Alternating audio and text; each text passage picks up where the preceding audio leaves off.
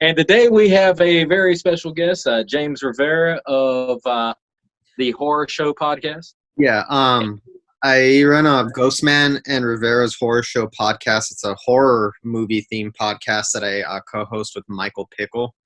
You can probably check that out on YouTube, Spotify, Apple Podcast, and SoundCloud. I'll send you guys my link later. I don't know if you know this. I also co-host another podcast. Did not know that. Yeah, the Heroes and Mutants podcast, and it's mostly about comic books and comic book media. Oh, cool. Yeah, so the Horror Show podcast, Ghostman and Rivera's, and Heroes and Mutants. I'm a big movie fan, obviously horror movies, comic books and stuff, but I'm a big movie fan in general, just like you guys. Right now I'm working on with my production partner, Michael, my podcast co-host, on crowdfunding a film that Michael will be directing upcoming soon called The Dead Place. I'm going to be producing and working on that. Oh, nice. So very excited to be here today. Yeah, man. I've been looking forward to doing something with you because I know we've been like communicating back and forth on Facebook for years. Yeah, for a long time now. For a long time. Yeah. So tell me, what sparked your interest in movies? Yeah, what's your earliest like inspiration to be into watching movies, making them, whatever? Okay, so I guess getting into movies is two levels. I was into horror movies ever since I was a little kid. I've always been drawn to anything that's weird or dark or strange. I was a very strange kid. So like you guys, I was listening to your podcast. You're talking about watching horror movies at a very young age when you shouldn't have been. That was me. And I had parents who gave me free reign. So I was always like into movies. I always loved watching movies as a kid. I think what got me more into the filmmaking side and like, I guess, geeking out on movies and like directors and the technical stuff was I saw Pulp Fiction when I was 8. Mm-hmm. And the reason I should not have been watching that as an 8-year-old, and the reason it got my interest is because my family would let me watch anything. I could watch anything I wanted, but for some reason I was not allowed to watch Pulp Fiction. That was like out of reach and not something I could watch. And of course, that only made me more curious. I remember I snuck it to my grandparents' house one day when my family wasn't looking and they dropped me off. And I stood up at like 1 o'clock in the morning in the TV room watching that by myself. And my life was never the same after that. It just completely blew my mind. It was like, I had like revelation in my head that, oh shit, like people direct these. Like this movie has personality and style. Like there has to be somebody who has some kind of vision who executed it and like made it what it was. I'm sure that movie did that for a lot of people, but I think that that is a movie that single-handedly sparked the filmmaking bug and like just a whole generation of young filmmakers that follow. Like, I mean, us and then people like way younger than us, like I always hear them talking about Pulp Fiction as like, you know, the thing that sparked it. Yeah. And I actually worked on a really weird stage production of Pulp Fiction. I missed that. Yeah, you missed out on that one. So what was that like? It was a friend of ours. He literally was Adam the director, or was it someone else? It was Adam. Adam directed it, and he essentially transcribed. It was chronological, and it was just the Vincent Jules stuff, and it was sanitized a bit for the college stage. So and we had to sanitize a lot, right? Well, maybe just a little. Just a little bit. We actually had conversations about what lines would be okay and what weren't. But yeah, it was just the Vincent Jules stuff from the opening of the movie all the way to the confrontation in the diner, and okay, so it was weird. You don't have like the Butch stuff or the redneck deliverance. No, there's no Butch. There's no Zed. That's for sure. But yeah, it was somewhere as a VHS tape probably floating around with it on there. Well, me and him went to the same college. He's like a few years older than me, so like I came, I guess, maybe a year or two after it was done. Probably a couple of years after. Yeah. So I missed out on that whole fiction experience. Yeah, that was like spring of 2000. Wow, that sounds like fun. Yeah, I was actually planning on, after I heard about that, I was going to do like a stage adaptation of Reservoir Dogs, but it never came to be. But I was like, I'm gonna like one up these guys. That one's made for the stage. I mean, Mhm. you could just take out some of the few of the flashbacks, or just, I mean, even most of the like other than I think the scene where they're like Steve Buscemi's running through the streets. I think Yeah. most of that stuff that you could do in a stage play. I think. Yeah, definitely. It's got a really like the Iceman Comet vibe to it. And I mean, he did that with Hateful Eight too, didn't he? Mm-hmm. Yeah. Yeah.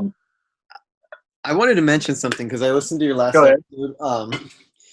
You said you're naming movies that you don't like. Fast and the Furious, which I don't like. You named Friday. I love Yep. Friday, but that's not the point I wanted to make. You said something that I thought was really funny, and it reminded me of something. So you said people who don't have a sense of humor replace it with a movie like Friday. And I thought that was hilarious because it reminds me of the story. I don't know if you ever heard Jonah Hill's story about working with Ice Cube. No. Okay, so he would say that Ice Cube is a very serious person and it's hard to get him to laugh at anything. And he said nothing would ever make this guy laugh. He's a very pretty stone cold serious guy. So they were on a plane one day going somewhere, and they said Ice Cube was sitting in his seat, busting up and laughing his ass off. And they were all curious on the plane, what is he laughing at? What's making Ice Cube laugh? So they snuck up to try to see what he was doing or what he was watching. And he was watching Friday. Oh, that was more accurate than I intended it to be, I guess. Oh, James, I kind of retroactively decided that every time I have a guest on this show, I'm going to ask if they have a true Hollywood story of a celebrity encounter or anything like that they want to share. Maybe I can't be the only one. again. Let me think about a few. I have a few. I'll think about Okay, well, you just bring it up whenever you want, but yeah. Okay. Yeah, I know you living out there, you probably have a whole bunch. Yeah. I mean, I have a good amount, but a lot of it is like a lot of it's on the horror scene because I've known and met a lot of people in horror movies and stuff like that. So I gotcha. Well, we know about them at least. Yeah, I'm getting involved in that group, so like haven't like had too many reactions with the famous people yet, but like still, I guess it's coming. So we're all here today to talk about a movie that you guys may or may not have heard of called The Batman. The Batman? Batman, such an obscure the Batman. character. Who's seen that? The Batman. It's an indie film, right? Oh yes, indie film. It's very small, very low key. I don't like those. Probably not many people have heard of it. It's a detective noir film starring a Roberto Patacini. Yeah, that guy from all those Cronenberg. Yeah. So anyway, we are just going to go ahead and say spoiler heavy this one because why not? Everybody's, it's fine. Yeah. So If they haven't seen it, they could wait. I guess I'm gonna get your whole take on it first, since you're the guest. What's your Did you like overall opinion of the Batman?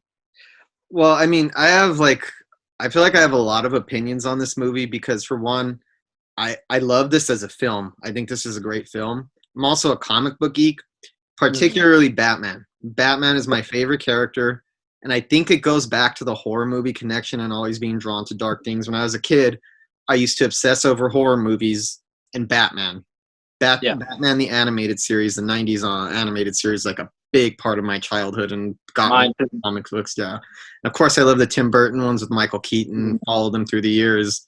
Schumacher, Nolan, all interesting takes. I had anticipation for this movie, but it wasn't the same type of anticipation that I had for movies like The Dark Knight or The Dark Knight Rises. Only because there's been so many versions of Batman. And I was like, okay, I love Batman, and I'm always going to be excited to see. So I was glad I kind of like dialed back my expectations for it. The only thing that I was expecting was Robert Pattinson. I love Robert Pattinson. I think he's an amazing actor. I mean, the past 5-6 years of his career have just been fucking phenomenal, in my opinion. Yeah. Good Time and High Life and The Lighthouse. The Lighthouse is like my favorite. Start yelling The Lighthouse. Yeah, just him and Willem Dafoe in each other's face, trying to act each other off the screen.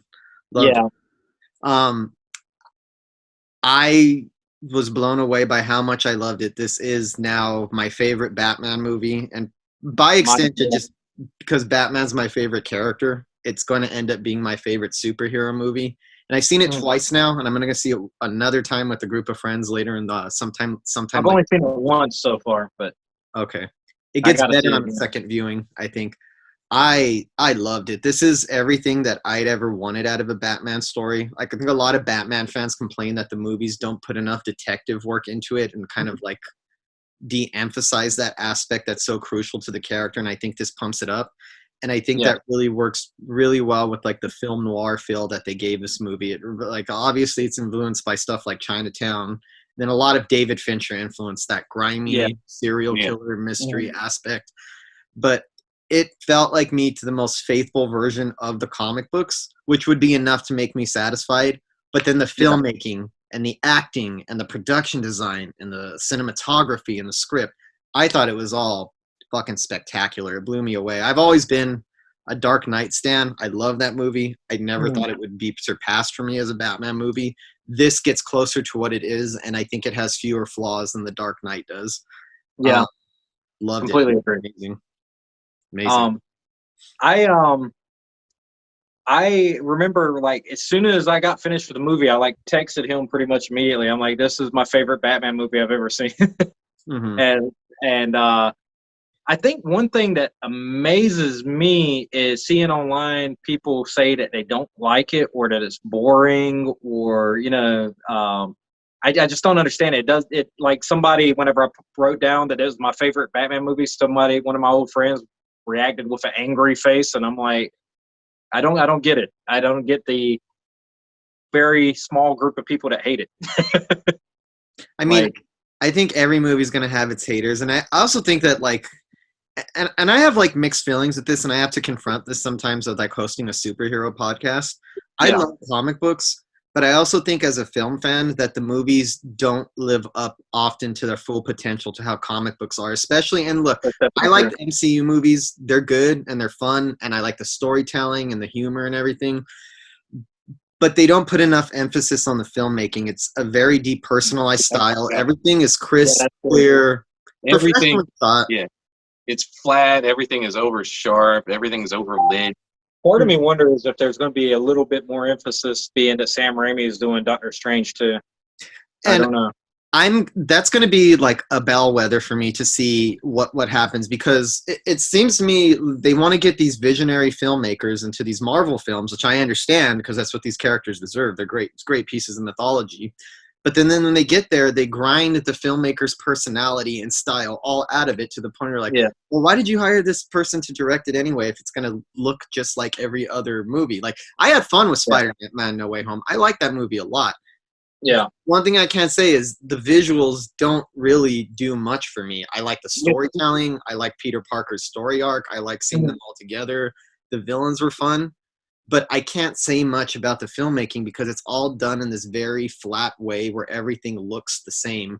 This kind of brings some of that flavor that I think comic book movies need, because they come Yeah. from a graphic art form, like a art form that's really similar to me to filmmaking, to cinema. The framing of it and the details, and all these characters have had so many great artists over the years reinterpret it and do so many different things, and I think that's what makes these characters special, is how they can be reinterpreted.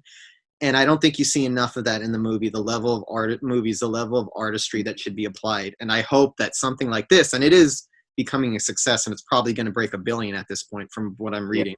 I hope this influences some of the superhero films to like take more chances with a style like this with the filmmaker and let them have control, because this is Matt Reeves very much putting his own personal stamp on the character, but it's also, I think, very in line with the comic books at the same time.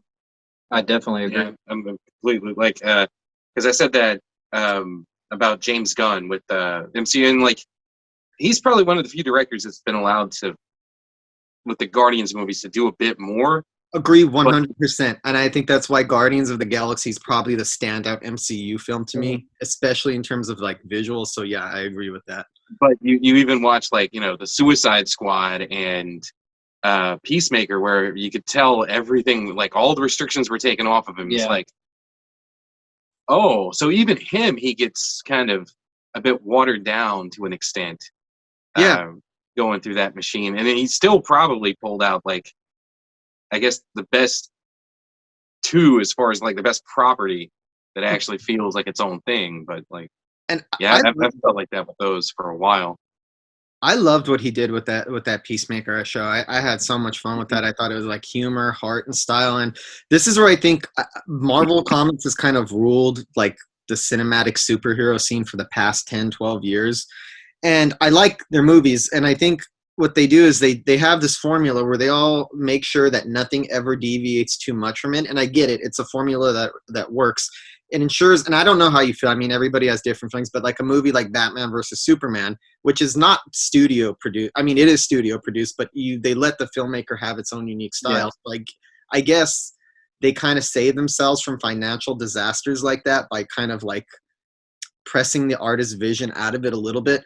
But at the same time, when you don't take those risks, you don't end up with films like this either. So I think that's where DC films can kind of start to shine a little bit more, as if they allow their filmmakers, like we see with James Gunn, like we see with Matt Reeves, or seen with Nolan in the past. Well, we saw it with Joker as well, where it's like this is an interpretation that was actually allowed to breathe. Mm-hmm. And I think that's what these characters need, and I think that's what they deserve more, because the comic books go through so many different iterations, and so many artists interpret it and put their own stamp and their own style on it. I don't see why we can't get the same thing with films.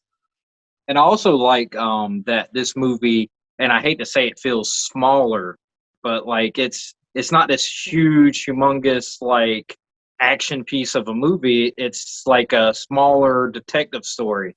And some of my favorite comic books, Marvel, DC, whatever, end up being these smaller stories. Like I was telling him, my favorite Spider-Man story ever is literally just Wolverine and Spider-Man walking in the woods arguing the majority of it, but it's one of my favorite Spider-Man stories. I think that's what you're talking about. And see, with like Disney and the way that they kind of do their mass-produced style of filmmaking, you're probably never going to see like small, cool things like that in the MCU. Which I will say that the TV shows they had on Netflix, they had like, especially Daredevil, just had way more freedom and way more style. And I wish that we'd get some more of that in the movies in the MCU.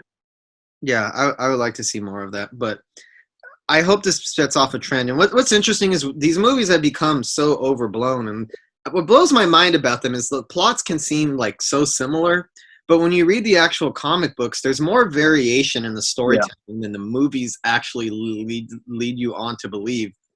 And we've just become so, like, I guess, overpowered with all the superhero movies where everything is a world-ending event. Everything is New York is always on fire. Thanos is about to snap everything out of existence. It's always these massive world or universe-shaking events sometimes. And it makes a movie like this seem small, but I don't even think this is a small movie. I think it has a very big scope. It tells a very big story about corruption in a city and how deep it's rooted. Yeah. And it's an epic, but it's an epic the way that 70s movies were epics. Yeah, you know that's true. It's a different type of epic. So I don't even think this is small scale, but it just seems small scale in comparison to what we've been getting. But it's also what makes this kind of stand out. There's more variation in the storytelling. And I like that it's a very complex story. And yeah, there's one villain, but it's not like the typical formula where most superhero movies do this thing where it's the superhero versus the big bad. They duke it out, and then, it's over. And then the next movie is a superhero, and then the next big bad. When the comic book storylines go through a lot more complex storytelling phases than that. And I think this kind of creates that, well, like stories like The Long Halloween, which this movie takes a lot of influence from. And where Batman throughout the entire story runs into like all of his rogues gallery. He runs into the Joker, to Poison Ivy, people like Solomon Grundy in the sewers. Yeah, stuff like that. So this actually gets closer to me to what reading an actual graphic novel is like, to reading comic books, like a long, winding comic book art. And I think this movie kind of conveys that really, really, really well. Yeah. Sorry. Go. It's like, I get what you're saying about Bryan was saying about small scale, but I thought like some of that was, God, I hate the phrase subverting expectations, but I do like that when it doesn't let down your expectations. I didn't even think about it until after the movie was over. It's like, Batman never put his hands on the Riddler. Mhm. Like, I never even touched him. There's no fist. I mean, I guess you have these, Riddler surrogates at the end to get beaten up, but like the actual main villain of the movie turns himself into the cops and never leaves after that.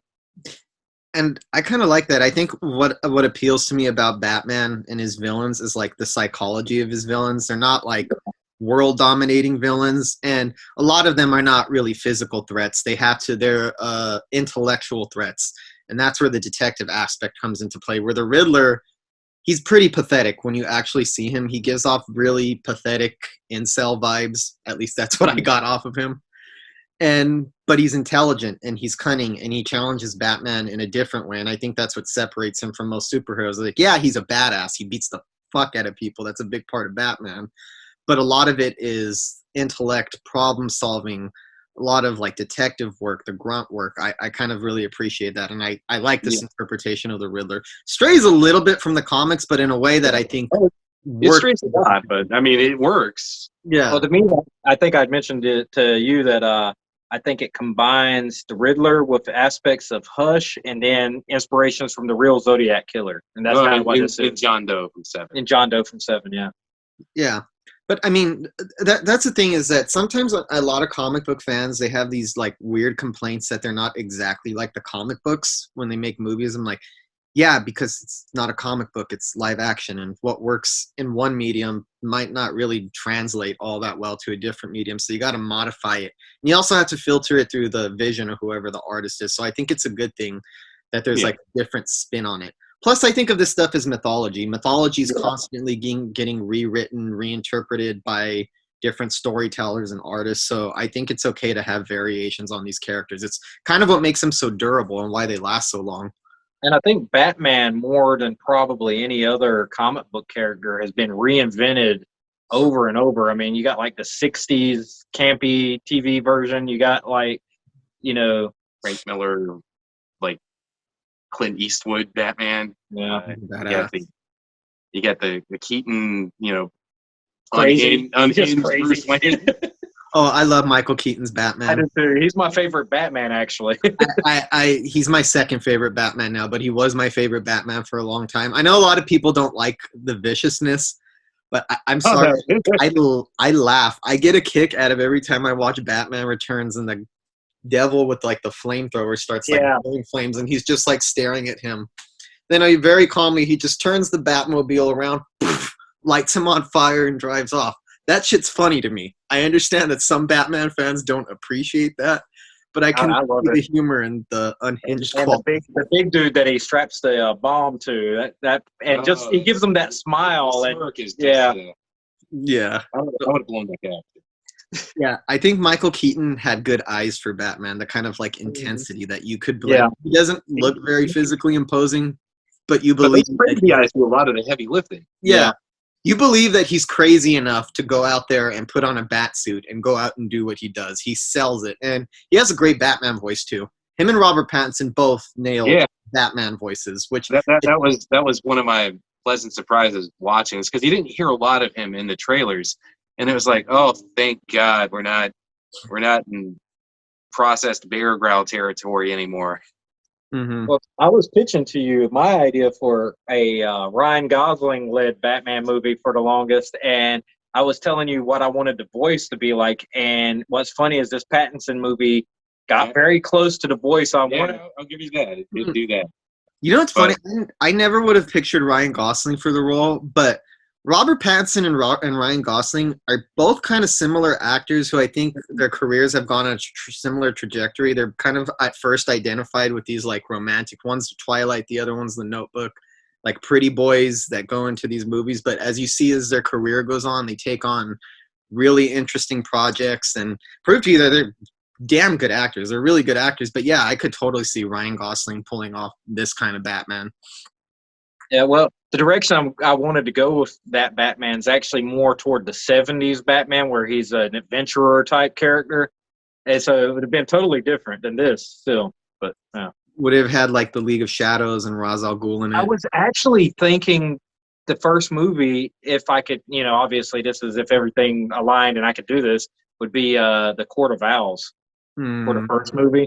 And then maybe the second movie, based off Cataclysm with Ra's al Ghul, and then the third be Batman R.I.P. So I think the Court of Owls is probably going to be tackled in the next. I think so too. The sequel to this. It definitely set up a lot that they could use the Court of Owls for in this movie. I don't know. Nicolas Cage wants to play Egghead. I'm going for that. If Nicolas Cage gets cast in Egghead, I will love it. I will throw the Court of Owls in a dumpster to get that. Oh man, that'll be something. I love Cage. Trailer for that new Nicolas Cage movie. Oh yeah, where he's playing himself and he gets hired by that that millionaire family to go. And looking at that statue of himself, he's like, "That's grotesque. How much for it? How much?" I just love when that part where he's like, "I'm Nicolas fucking Cage." I love it. I mean, it was only a matter of time before we got a role. Did you guys see Pig, by the way? Yeah, I saw it. Oh, you saw it? Yeah, I saw it. I dug it. I mean, it wasn't what I expected. I feel like they kind of marketed it as like a John Wick, Mandy type of thing. And it was totally went in the opposite direction, but I was kind of happy with it that I was expecting this like big blowout bloodbath and it teased and it never really got there. And a sad drama. What you got instead was this like really nuanced performance from Nicolas Cage. It kind of like uses the audience's knowledge of what Nicolas Cage does in movies to like against him. And what you end up with is a very thoughtful, layered performance where it's the opposite of what a Nicolas Cage performed. Not to say that he's not spectacular, he is, but it's so much more subdued. And I thought I really liked it a lot. I think he did a great job in that one. I really appreciated it. I liked it a lot too. Yeah. I need to watch. I don't know if I can watch it a lot because it makes me sad, that movie. Oh, definitely sad. Yeah. But yeah, I mean, there's so many, back to this, there's so many things that I loved about it. I mean, I love the cinematography of this movie. Mm-hmm. And I think Christopher Nolan's Dark Knight movies are beautifully shot. They have spectacular cinematography. But I like this a little bit more. It's a little lusher, has a little bit more personality to it. The grime. It's a little more artful, actually. I kind of feel. I think Gotham has turned back into a bigger shithole again. Oh, yeah. Yeah. I like how the city always, the way, like, the city looks really claustrophobic. It looks so dirty and damp.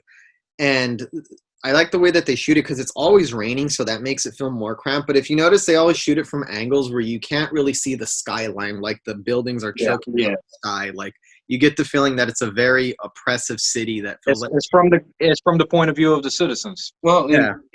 I think it was intentional because, I mean, it's got that look like a city that's been, like, built and rebuilt on top of itself. And so it's like there's architecture that doesn't match other architecture. And it's like, why does this, this section of the city, why is this that way? And it's like, it kind of adds to, like, I mean, I've read, and seen the interviews Matt Reeves because everybody says, like, Gotham is one of the characters itself. And it's like, this is the first time since the first Tim Burton when I kind of felt like Gotham City was a kind of character. Maybe Batman Returns a little bit. That was more like walking into Tim Burton world. I think Batman Returns dialed that down. I love Batman Returns, and it's definitely a more unique movie than Batman, but I have a little bit more fondness for the original one. Simply based on the look, and I'm glad this kind of does something. I mean, Tim Burton's is a little more fantasy than this was. I mean, what I love about, like, the Tim Burton 89 look, that's like a city when you first see, like, the establishing shots and those weird, irrational designs and that German freshest look. It's like a place that looks so fucking cool. I wish I could. I know that's a dangerous city and it looks shitty, but damn, wouldn't it be cool to step into it? And so I won't really imagine what it would have been like to have been on the set and to marvel at all of that. Obviously, I know some miniatures, but the first 89 Batman, I always thought it was interesting how it doesn't feel like it's set in any particular time period. It looks like it could be like the 1920s, but it looks like the 80s, but it looks like anytime. It's got a lot of that horror, like a Art Deco feel to everything in that movie. And that was the set designer, which, I mean, he also, like, designed the matte paintings. It was Anton Furst was his name, and he actually passed away before Batman Returns, which probably is why it looks so different, and Tim Burton gave that one more of his own spin. That one is more like I don't know if you know, but like Batman Returns, Gotham City is a lot of it's inspired by neo-fascist art designs in terms of like the big, Oh, I didn't know that. like the strong man and like stuff like the things that you see in the Gotham Plaza Square. It's more like Yeah. based on fascist art. Where just that's actually a pretty cool choice. It's different, but I still have I prefer like that German expressionist film noir look of the original. Um, and I was just thinking in the Batman, I love that they introduced right off the bat that like Batman's been active, for 2 years, and people are already scared of him. They're just like right in the intro to Batman, you just see them looking over their shoulders, like everywhere into the shadows. Like he's already built up this mythology about himself and has the whole city's underworld scared of him, which is great. I was totally geeking out at that opening sequence because I mean we've seen Batman on screen so many times, so it's hard to like see something new. This actually made me feel like I was seeing Batman for the first time, despite seeing dozens of movies with him already. Like the larger than life presence, the idea of these like this really frightening urban myth that kind of lurks Are in the you playing shadows. with a Batman toy right now? Yes, I picked him up off the floor. He just kind of Put it showed up here up. for the YouTube video. Oh well, it's this one here. It's this Robert Pattinson doll. That's pretty cool. I'm gonna show you something. Hold on. Myself, this is the animated series Batman That's right so here. cool. Yeah. That's something I forgot to mention about my Ryan Gosling idea. He has a voice modulator, and if I had my choice, the voice would sound like Kevin Conroy whenever he does the voice modulation. Oh, that would be awesome. That would be awesome. I would go a different direction, but you don't Yeah, like yeah. that. So What is your direction? Gilbert Godfrey. Oh, God, I'm the Batman. you horrifying Batman. But yeah, I He's a like very dirty Batman. yeah. So like the introduction of Batman into this movie is probably the best Batman introduction we've ever got. They always try to like sell him as this urban myth, and you get that like in Batman Begins with that endless exposition about fear. To conquer fear, you must become fear and embody fear. And they say fear like 50 fucking times in that script. Jesus Christ, the exposition drives me wild. I like fear toxin, so you had to hit that one hard. Yeah, but so Batman's cool when he first comes out. The way in Batman 89 those two criminals are talking about him like he's like this myth. He's like the Bat. Oh, come on, give me a break, man. And you get the idea that he's kind of scary. This movie doesn't say he's scary. You just can tell he's scary just by the way it's filmed, by the way that the bat signal looks, by the way that they all keep. Greg Fraser and the cinematographer and Matt Reeves do such cool stuff with shadows and teasing it out. And when Batman like emerges and slowly comes out of the shadows, it almost reminds me of like Michael Myers and Halloween 78. I was about to actually call him the boogeyman. He basically does that. Like, I mean, he could be anywhere. And when he shows up, it's like, well, those guys' reaction is like, let's see what this is. It's like, oh no, he's the boogeyman. Well, I like. Oh, sorry. He's basically like the boogeyman, so he's like Michael Myers and a bit of like the man with no name, Clint Eastwood's, because the way that he comes out with his boots and the shots, I could almost picture him having spurs, like some like legendary cowboy stepping out really slowly, and that boom, boom, boom, boom, that score that beats the shit out of you with that theme over and over.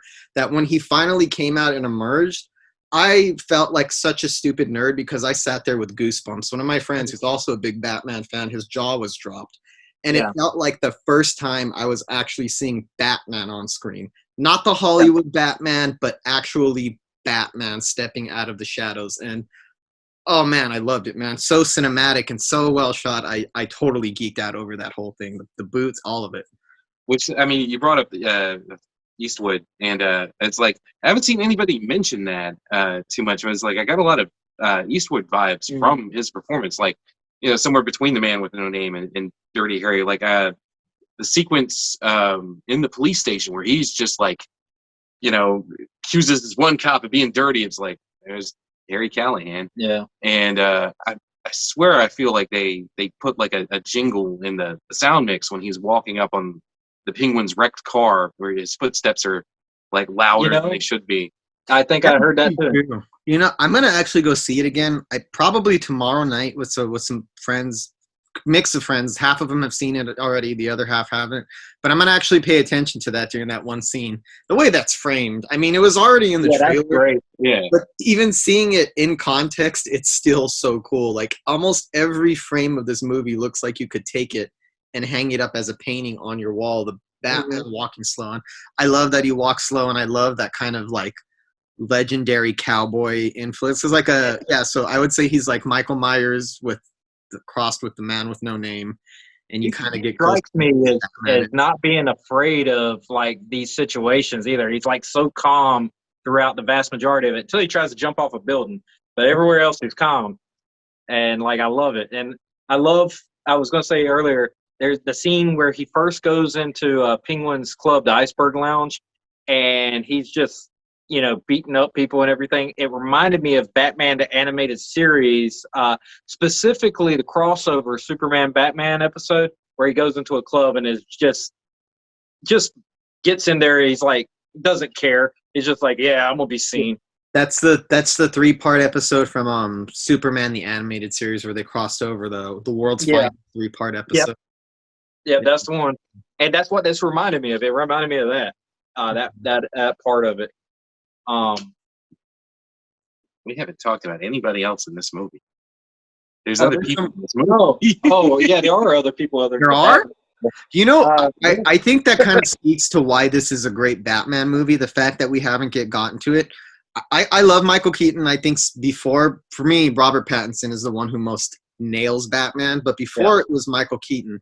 But even with Michael Keaton and every live-action iteration of Batman, most of the time you go up walking away from those movies thinking about the villains. When you walk out of The Dark Knight, spectacular movie, but you walk out of it thinking about Heath Ledger's Joker. Totally eats up the screen and steals the show. This is like the first Batman movie that I could think of when you walk out, you're thinking of Batman. Yeah, the villains make a great impression, but I think this is like the first time where Batman is not outshone on screen. And I think that they're making him so much larger than life. Like his villains are always larger in life. So for once making him larger in life shifted the focus. And I think that's why it's easier to concentrate on Robert Pattinson's Batman so much when talking about this. And he's in like 90% of the movie. Yeah, that's the thing. I said to Bryan after I saw it, I'm like, I think he could probably take a stopwatch to the Nolan trilogy. And, time out, like how much time Christian Bale's in that suit. And it probably isn't as much as Robert Pattinson is in the bat suit in this movie. I'm like, this movie is like 90% Batman. I mean, you get, a little bit of Bruce Wayne, but it's the most Batman we've ever got. The most Batman movie ever. I think a lot of big actors, they want to kind of shine. So I kind of imagine a lot of them pushed not to be in the mask whenever they get a chance. That's not really how he is in the comic books. Batman is more consumed by Batman. Yeah. Bruce Wayne is a secondary thing. And I think it's cool that Robert Pattinson, I mean, I think the freakish elements kind of appeal to him in the role. So he probably didn't have that vanity where it's like, you need to see my face. He's probably, keep me in the suit. I want to be Batman. So I appreciate that. And I heard like several people complaining about there's not enough Bruce Wayne or there's no Bruce Wayne or this movie isn't called the Bruce Wayne. So well, I was they could cram it. Well, I argue one. I mean, this is his real personality. This is who he actually is. Bruce Wayne's a put on. Like Bruce Wayne is something that he's created, and this is early in his career. He may not have created that Bruce Wayne. He's not even a put on. Bruce Wayne barely even exists. It looks like when he's going through the motions, he has like this feeling. It's like, why am I here? What am I doing here? This is not important. I need to get back to like doing what I'm supposed to be doing, not this shit. That's the impression I get off of him. I want to segue because it just reminded me, like this Batman seems to be trying to push away all his human connections that are not Batman related. Because like you look at how he treats Alfred, and he's like, "You're not my father," and all this. And I feel like this is before he started really accepting his human side. Because I think that he turned himself into this crime-fighting machine, this computer or whatever, and he's having a hard time connecting to his humanity. And I think that this movie is all about him getting back to it, is what I felt like this movie is. Because at the end, I feel like he's starting to become that guy again. He's a bit of a human again at the end of the movie. I think it's a beautiful character arc, and I think it's a great character arc for Batman. And it's kind of cool because it doesn't give you the origin story, which we don't need to see. It's been done too many times at this point. It's like seeing Uncle Ben die again in the Spider-Man series. Nobody wants to see that shit anymore. We already know what happens. Uncle Ben to come back and die at some point. But it's still kind of an origin story for Batman. It's where he becomes his transition from a wrathful, rage-fueled vigilante to a genuine superhero, to a light of hope and positivity. So you see that transformation where he realizes that he has to be more than just scary, and he has to do a little bit more as Batman than go out at night and beat the shit out of low-level criminals. Because like at the beginning of the movie, they're all frightened of him. Even when he saves the guy at the beginning, he looks really scared that he even like, please don't hurt me. And by the end, they're hesitant at first, but when he reaches out to help people, you see like his big transition. And I don't think a lot of the Batman movies don't give Batman that kind of character arc.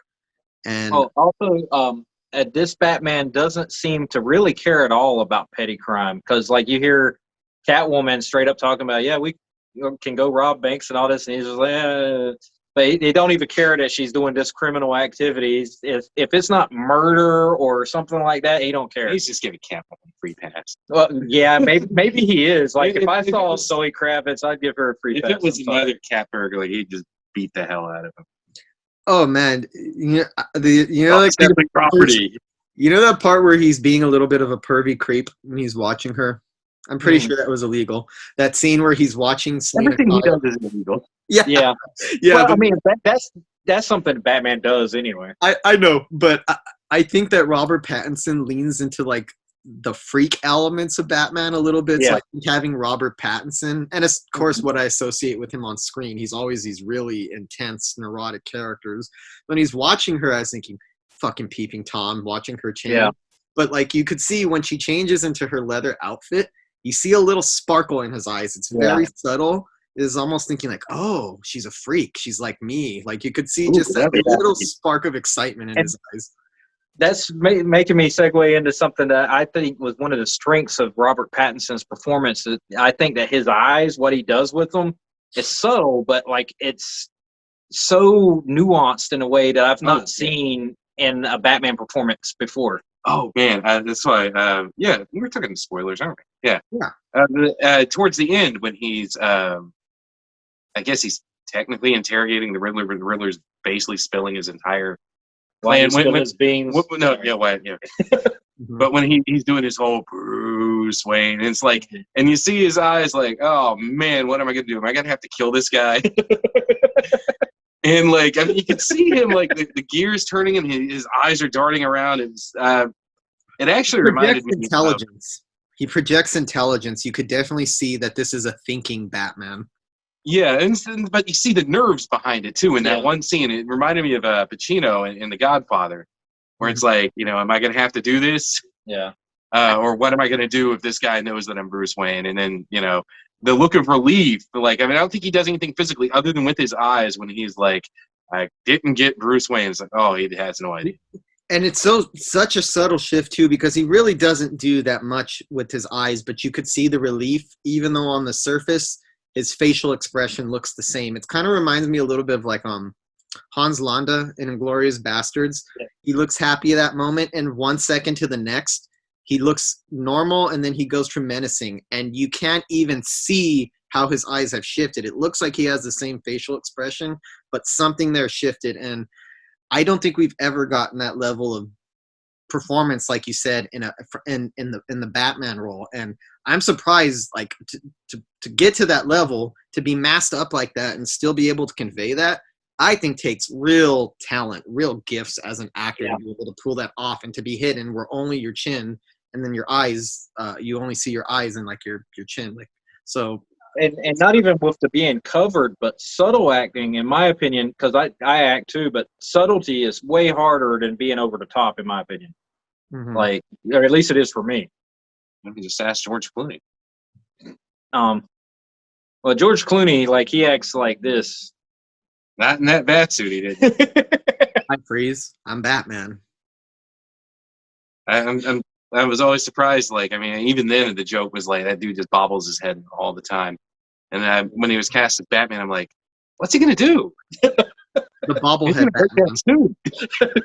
They should make a bobblehead George Clooney Batman. It kind of fits. It was already That would be awesome. I would buy it. I'd put it on my desk.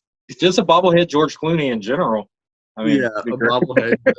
Yeah, so yeah, Robert Pattinson does so many great things with this role, and I think this whole cast is fucking stacked, and we need to start getting past Robert Pattinson at some Yeah. point. Well, let's start with John Turturro Why? because I think he's the one that gets mentioned the least, and I Which think is he needs to be his mentioned. smallest role. He's playing John But Turturro. he's freaking awesome as John Turturro in this movie. His role as John Turturro is great. But John Turturro fits Carmine Falcone, though. He I don't does. think he has Yeah. to try very hard. He kind of He's gives off actually that- my favorite version. I mean, I guess we only had two. We had Tom Wilkinson in Okay. Batman Begins. And Yeah. All right, I liked Tom Wilkinson in Batman Begins. I particularly like the scene where he's kind of telling Bruce Wayne off, where he's kind of telling him, I could just shoot you right here in front of all these people and nobody would do anything. I think he was a good villain. However, he was not a believable Italian mob boss. No, he was Criminal, American. but not Italian mob boss. Yeah. No. He was British man doing a bad American accent. That Yeah. same kind of weird pinched one that they all do. Yeah, so this one felt like an actual Italian mobster. And I think John Turturro has enough charisma as it is to kind of just kind of be himself and do this really subtle thing and make it work and seem a little And bit he brought an extreme likability to a villain. I mean, you liked him. It's John Turturro. Yeah, but I just even like if it won't John Turturro, well, no, never mind. I have no point. Well, just that moment where he's like Hippocratic oath. That's good. That's good. The stuff like that, it's so subtle and everything, but it works. I dug him. I like the relationship. I like that they transferred some of the idea of the relationship between Batman and Carmine Falcone and their history with each other. I think they have a pretty interesting relationship that they didn't really explore in Batman Begins, but I think it's explored here by showing their ties, the Wayne family ties to the Falcone. And they pulled scene they from, share together. what was that, Earth One? yeah, that was Earth One. Yeah. Because all that stuff came from Earth One. I didn't read Earth One. I just hear from him. That's one of the only I've got Batman comics I haven't read. I got Earth One Volume 2 as well. One thing I want to say about John Turturro, I've always liked John Turturro. It's nice to see this guy in a blockbuster movie, not directed by Michael Bay. I was about to say, He gets not to play a Transformers. character. Yeah. And not an Adam Sandler movie. And Yeah, nothing. I feel like when people bring him up, it's like, oh, Transformers. I'm like, I think of Do the Right Thing or Barton Fink or something like that. I was thinking of Barton Fink or Oh Brother, Where Art No Thou? Brother Where Art Thou, Big Night, which is it's great. If you're hungry, don't watch that movie because Wait, which movie? Big Night. I haven't seen it. It's John Turturro and I think his brother, and it's about a restaurant and these guys they shoot food like it's never been created before, and it's one of the most gluttonous looking movies ever. But if you're not hungry beforehand, you're like, I want to be a chef and I want to eat. I have to check that out sometime. I don't think I've ever seen that. Yeah, it's really good, and it's one of those. It surprises me that it just kind of, how movies do. It's they have their moment, and then if it doesn't catch on culturally for the long term, it just kind of fades into obscurity. Mm-hmm. Interesting. I gotta look into that one. I don't think I'd ever even heard of it until this point. Look, let's. We said all we were going to say about John Turturro. Yeah, he's John Turturro. He's John great. Turturro. He was good in Transformers as Whoever he played in Transformers. he played man in Transformers. All right. Comic relief man. Let's move on to Andy Serkis. Because I actually think his Alfred was brilliant. I think his motion capture in the Alfred thing was the most convincing Andy Serkis facsimile I've ever seen. It's a different interpretation of Alfred than I think we're used to seeing. And I think this is based on Batman Ego, where it's a little bit more of like an Alfred who kind of trained Bruce Wayne. Yeah. And I think they kind of bring that like his kind of past as part of like the service as a military man into it. And he's good in definitely it. more of a bodyguard for the Wayne family than a butler. Yeah, and it doesn't have like the warmth that Michael Caine. Michael Caine is still my favorite Alfred. I just think he has that he projects that really fatherly warmth, and like the things that he says like are kind of inspiring and like are kind of moving. This is a good Alfred, but it's a lot more distant. And I think the movie treats that relationship as such. Even though they kind of have like touching moment in the hospital with him, he's kind of barely present in this movie compared to most screen versions of Alfred. Yeah. By the way, Alfred keeps getting younger and younger the more time goes on with each casting. He's the Aunt May of the Batman movie. He is. Yeah, it's like Aunt May. It's like it goes from Michael Koff to Michael Caine to Jeremy Irons to Andy Serkis, and it's crazy. Jeremy Irons might be my favorite Alfred, just because I feel like he's a bit closer to what we got in the comic books than any of the other ones. But this Alfred, like, even though it's short, I really love it. I thought Andy Serkis was brilliant in it. I want to see more of Andy Serkis as Alfred. Mm-hmm. Like we say, he was in it for a very, very short amount of time. Mm-hmm. And every time he was, it's like Batman's like, no, stay away from me, Alfred. You're not my father. Oh, I don't know why I'm doing that voice. He doesn't do that voice. But, yeah. I imagine he's probably going to play a bigger part in the sequel because it is part of Batman's character arc where he learns to be more of a human being again. Yeah. By the end of the movie, he kind of learns a lot about himself. Mm-hmm. So I think you're going to see a more developed relationship in the sequel. But I think what they're going for here, it kind of works, even though he's a little underutilized.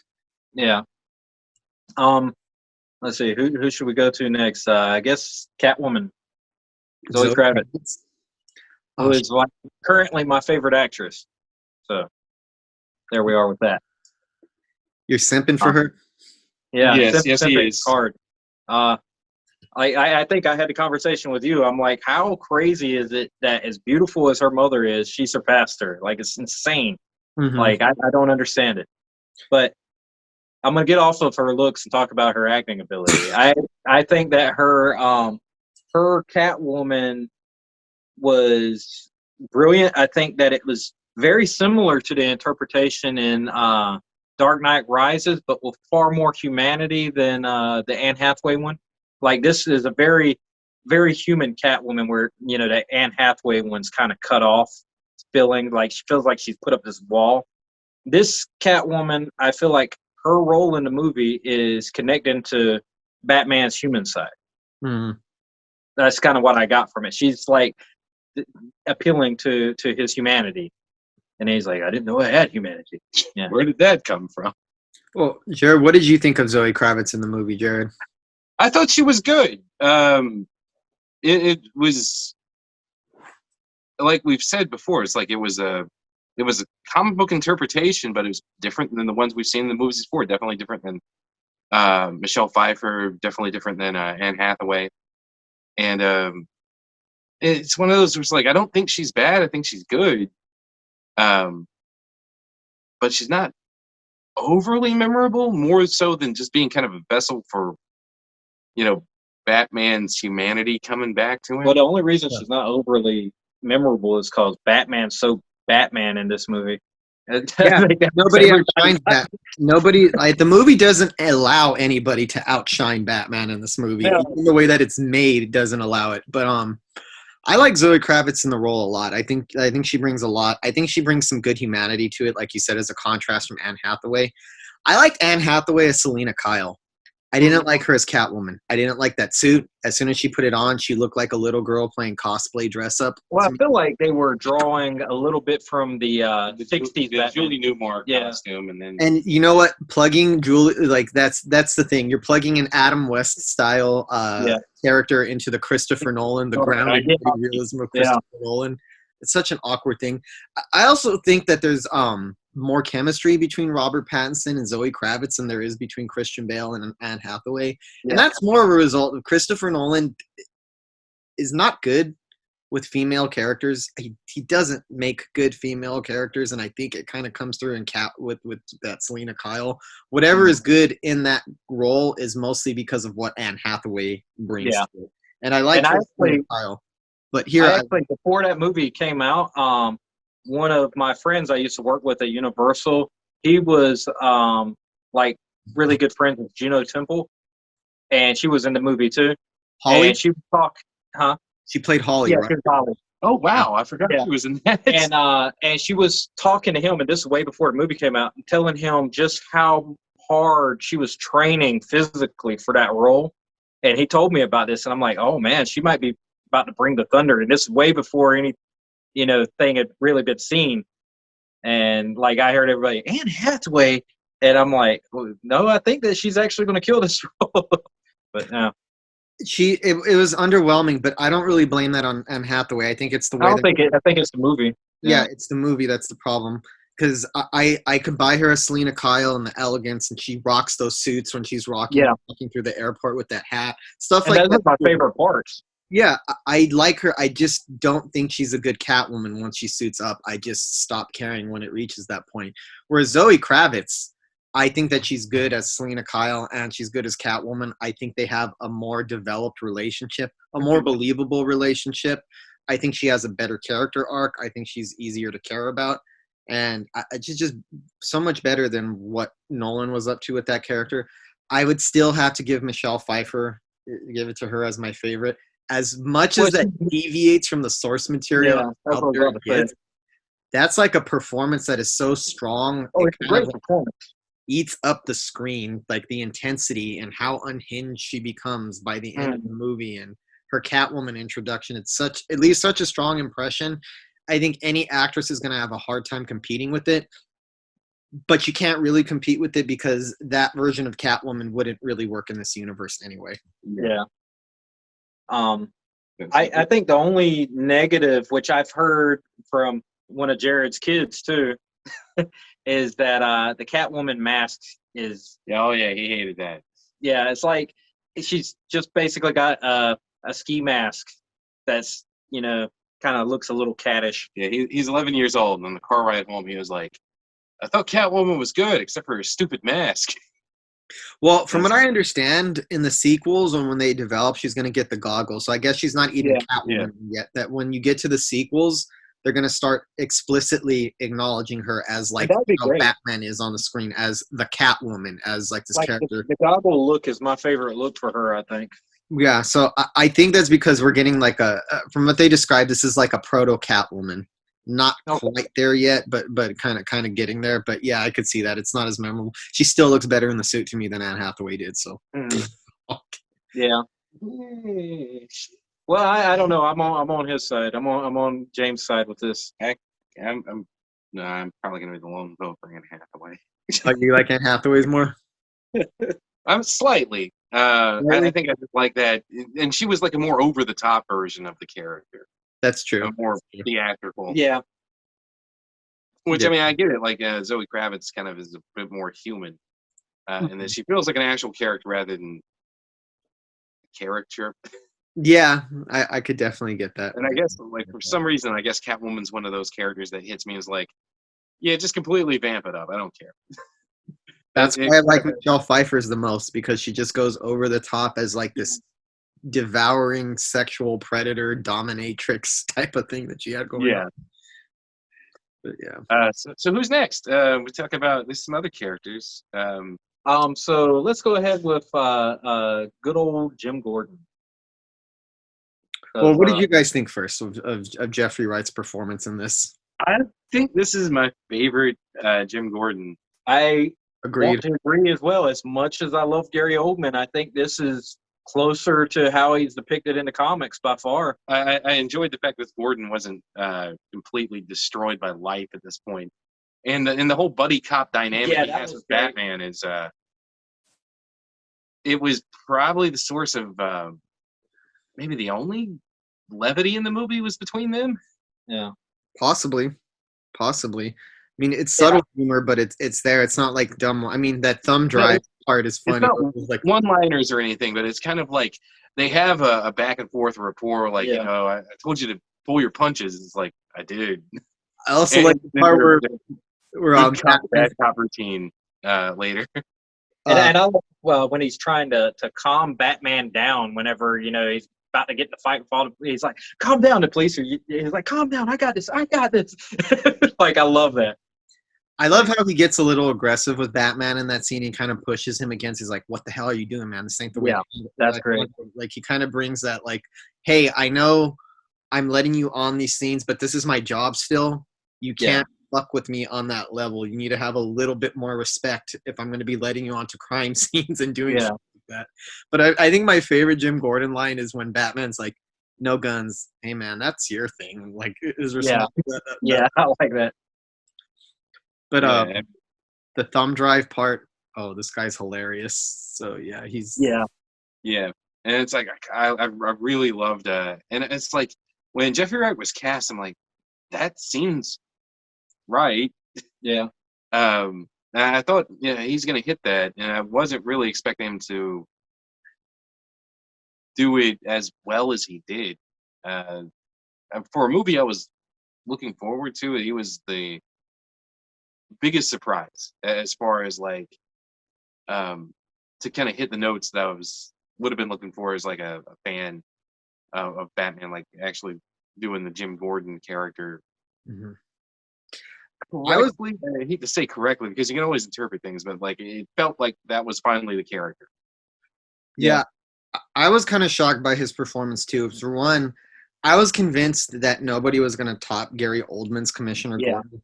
I thought Gary Oldman was a great Commissioner Gordon. He felt true. I liked the relationship he had with Batman, the collaboration, how they worked together. It's a vast improvement than whatever the fuck they were doing with that character in the Burton, the Schumacher movies, where he was always like coming. Yeah, he was. I don't know, like, dude, the character Jim Gordon in those original 4 movies is a fucking joke, and it's just totally. Yeah. I mean, I love him, so but much of a joke they couldn't even give him Batgirl as his daughter. Ugh, yeah, I know. Barbara Pennyworth. Like they put him in like a beat cop uniform in Batman and Robin too. It's like yeah, they just kind of knocking at us like, yeah, you're Lieutenant Gordon again. Sorry.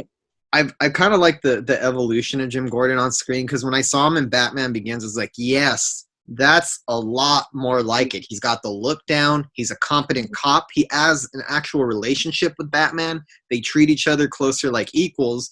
And I just loved the whole trajectory of that character. That's like, there's no way that anybody's ever going to be Gary Oldman as Jim Gordon. And I thought Jeffrey Wright was a good choice, and I was looking forward to it. But it's like, he's not. When I saw it, I was like, fuck.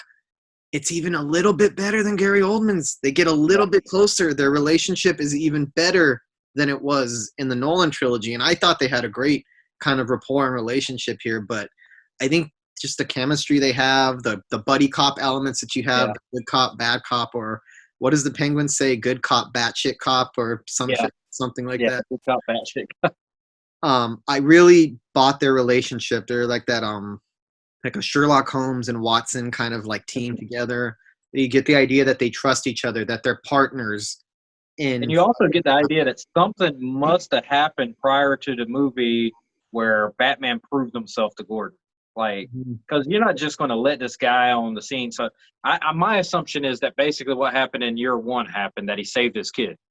That's my assumption, but I don't know. That's fan fiction. I think that's a good enough guess. We don't really know, but it's such a well-developed relationship. And it does it without, like, it seems natural. It doesn't, like, develop it like, oh, you see how they grow together. It seems from the beginning you could very much sense their partnership and the way that they trust each other and the kind of, like, the intuition that they have with each other. And he brings the right amount of subtlety, the frustration, the goodness of him. I think Jeffrey Wright topped Gary Oldman, and I did not think I was going to go away from this movie thinking that. He's the best version of Jim Gordon on screen so far, and I love the relationship that they have and the chemistry that they have as like partners. It was really good. Yeah, I agree with all that. Ready to move on to as well. We get nothing but praise for Jeffrey Wright. Yeah, it's like we're not really saying anything other than he's awesome. This is pretty much like the theme. It's like, so let's talk about because you brought him up. Now let's talk about the Penguin. All right. So this is my favorite on-screen, obviously, version of Penguin because we haven't really had a Penguin that's that close to the comic book version Mhm. yet. Because I mean, Tim Burton's was Tim Burton's Penguin, and then like if you take the '60s version of Penguin, that's just silly. That's still my favorite. I like it a lot, but it's still not the serious version of Penguin. And Burgess I Meredith is your favorite? He is just for how stupid it is. Okay, that's fair. That's fair. I mean, I dig Adam West Batman. I'm not like I'm seeing my Batman is the dark noir detective. That's my version of Batman. I'm open to all kinds of interpretations, so yeah. I have fun with the Adam West version. What they Yeah, did. So I think the Penguin's a weird spot for me because it's like, out of all the Batman villains, it's like, yeah, I like gritty Two-Face and I like crazy gritty Joker, and it's like, what about the Penguin? It's like, oh, the super campy one, a cigarette holder and quacking all the time. Yeah, I like that guy. Well, I like the version of Penguin that never happened, which was Bob Hoskins as the Penguin, and we never got it. But that in my mind it happened, and there was a movie with Bob Hoskins as the Penguin, and we never got it. Didn't Bob Hoskins play a voice of somebody on Batman the Animated Series? I don't know. I'm gonna look that up right now because I'm convinced. Yeah, I'm not sure. I just I think of his performance in the movie Unleashed, and I'm like, that's the Penguin. Like that character just strikes me as the Penguin. Human trafficking. Yeah. The animated series. But let me check. All right. Oh wait. Okay, he played Commissioner Gordon. Oh, I would have never guessed that. On Batman the Animated Series. I don't know why. I knew I recognized him from some. I knew he was on there somewhere because I'm obsessed with that show. Yeah, I would have never thought that he played that character, but wow. Well, enough about Bob Hoskins, the guy that never played the Penguin. So we talked Colin Farrell, the guy who actually played the Penguin. Yeah, Colin Farrell was in this movie. Yeah, him and 50 Pounds of Lincoln. Sorry, that was what was the actor's name? The one that you say you wanted to play the Penguin? Giamatti. Paul Giamatti. I was about to make a joke about Philip Seymour Hoffman's. Oh God, Philip Seymour Hoffman would have been a great pick. Oh yeah, Philip Seymour Hoffman would have been a fucking phenomenal thing. I mean, R.I.P. He was one of the greatest actors of all time. But I think it's just amazing that you cast Colin Farrell and make him as unrecognizable as possible for this role. It's like, and nothing like taken away from the performance because it was like, yeah, that was great. But it was a logic thing to me. Like, who looked at Colin Farrell and was like, that's the Penguin? It's like, who saw that? And it's like, did he get on set and they're like, all right, make him fat, make him ugly? Well, from what I read, he was already fat from a previous role that he was doing. And then whenever they picked him and they're like, oh, yeah. How fat has that man ever been? And then like he said that he needed to lose the weight. So they made a fat suit for him so he could lose the weight and everything. And I'm like, man, that's crazy. They probably thought, oh, him fat kind of works for a Penguin. Let's cast him. And then he's like, oh, I'm losing this weight. And they're like, Colin, can you gain another 100 pounds and grow your nose out? Yeah, but I'm getting unhealthy. We don't care. It's Batman. Be unhealthy. It's fine. You could lose the weight sometime. You know, this performance could have easily been a disaster given what they're doing with it and putting that many fucking layers of makeup on Colin Farrell. Ask me, like, I agree with you. He did a fucking great job as the Penguin, but there's a part of me that's questions like, the finished product was good, but how did they even think that this was a good idea? Yeah, from point A to B, it's like, because on paper, that sounds terrible. I'm going to be honest with you. On paper, it sounds terrible. We're going to put Colin Farrell in a fat suit and layer him with so much makeup that he's not recognizable. He's going to be the Penguin. And you think, well, why don't you just get like an actor who already has that kind of physicality to them and, cast them for that instead of like making somebody up like that? But he did great with it. I mean, even without the makeup, I can't tell that's Colin Farrell. I don't hear Colin Farrell. As far as I'm concerned, Colin Farrell is nowhere to be found in this movie. It's just the Penguin. No, he just disappears into this, which, like I said, it's like, I guess somebody was like, Matt Reeves must have heard him quacking something, and like, there you go, that's my guy. Yeah. Come He hell or doesn't high water. quack at all in this movie. Yeah, no. No, I'm pretty sure They did quacks give him one the time. waddle at that one part, so that was I nice. love that. I mean, his performance. I mean, it's weird. This version of the Penguin is not really different than somebody like Carmine Falcone and Sal Maroni, which were two way different types of Batman villains than the traditional Rogues Gallery. But he has enough of a larger than life presence that he still feels like a part of the traditional Rogues Gallery, even though he's coming more from the. Which I think what sets him apart from like people like Carmine Falcone and everything is he likes to play the middleman. Mhm. Like, and I'm drawing from the comics as well. Like, he's the guy that he doesn't want to be in the spotlight because he knows the guys in the spotlight get killed. Mhm. So he's going to be that guy right behind him that's really organizing some stuff, but he's not putting himself that far out there. Mhm. That's kind of the way I'm thinking of that version of him, which I know that we hadn't really got there yet, but this is just me projecting of where I think it's going. I think he's just going to be a recurring role in all these future movies where it's like, yeah, I guess kind of like how the Scarecrow was in the Nolan movies. He's going to come back for a scene or two. I know he's getting an HBO Max something. Yeah, he's in an HBO Max series. Yeah. I mean, I could see him becoming a bigger villain because I mean, this happens in the comics too, where like Gotham turns into like a disaster area, and there's like a power grab. They even, I don't know if you guys have ever seen the Harley Quinn animated series on HBO. Yeah, I watched it. Oh man, it's hilarious. It's hilarious. It's great.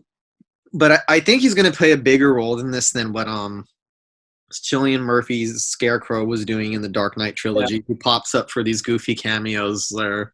I think so too. Yeah, I think he's going to play something a little bit bigger, a little bit at least I hope something a little bit meatier. I think that just judging by the way this movie was done, I feel like the smaller characters, well, I say smaller characters, but like the not main villains still have bigger roles than we've seen in previous Batman movies. And I think that's going to carry on with the future entries to this series.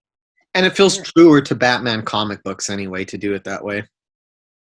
Not truer to it. Let's move to, I'm going to pick the guy that has the least screen time out of anybody. Let's go to the Joker. No. We'll get to that last. Fuck that. Okay. I have very mixed feelings about that.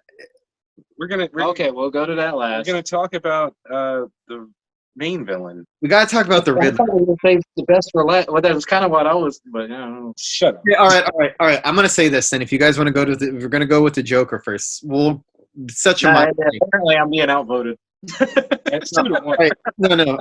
I'll comment on it now. Okay. Joker's a great character. There's a reason I think he's probably the most iconic villain of all time. And I can see why actors would like be falling over themselves to play that role. I think it's the type of role that allows the actors a type of freedom that they never get, where they could really show off what an actor. It requires a certain type of go for it level of acting. However, I'm tired of the Joker at this point in on-screen. I'm so many different castings. I love what Joaquin Phoenix did with it. Jared Leto was Jared Leto. Heath Ledger's iconic. But like at this point, we've had this character cast over and over again so many times that I'm like, dude, give it a rest. It doesn't seem clever to be teasing. That's probably my biggest complaint about this movie. You take that scene out with the Joker, it wouldn't have any effect on the rest of the movie. I got you. Plot, the story, nothing. It's there to tease him, and I was like, dude, this isn't exciting. You're teasing the Joker, and how many times have we seen this character? It's like, give it a rest already, man. If you're gonna tease somebody. Matt Reeves is claiming he's not going to be the villain in any of the future movies. I'm Jokered out. Yeah, and it's like I'm not Jokered out. Good versions of the Joker I could see all the time. Honestly, like we just no Jared Leto. We should get every interesting actor and just dress them up like the Joker, and we have a reel where they just walk in front of the camera, do their Joker for 5 minutes, and then get it out of your system.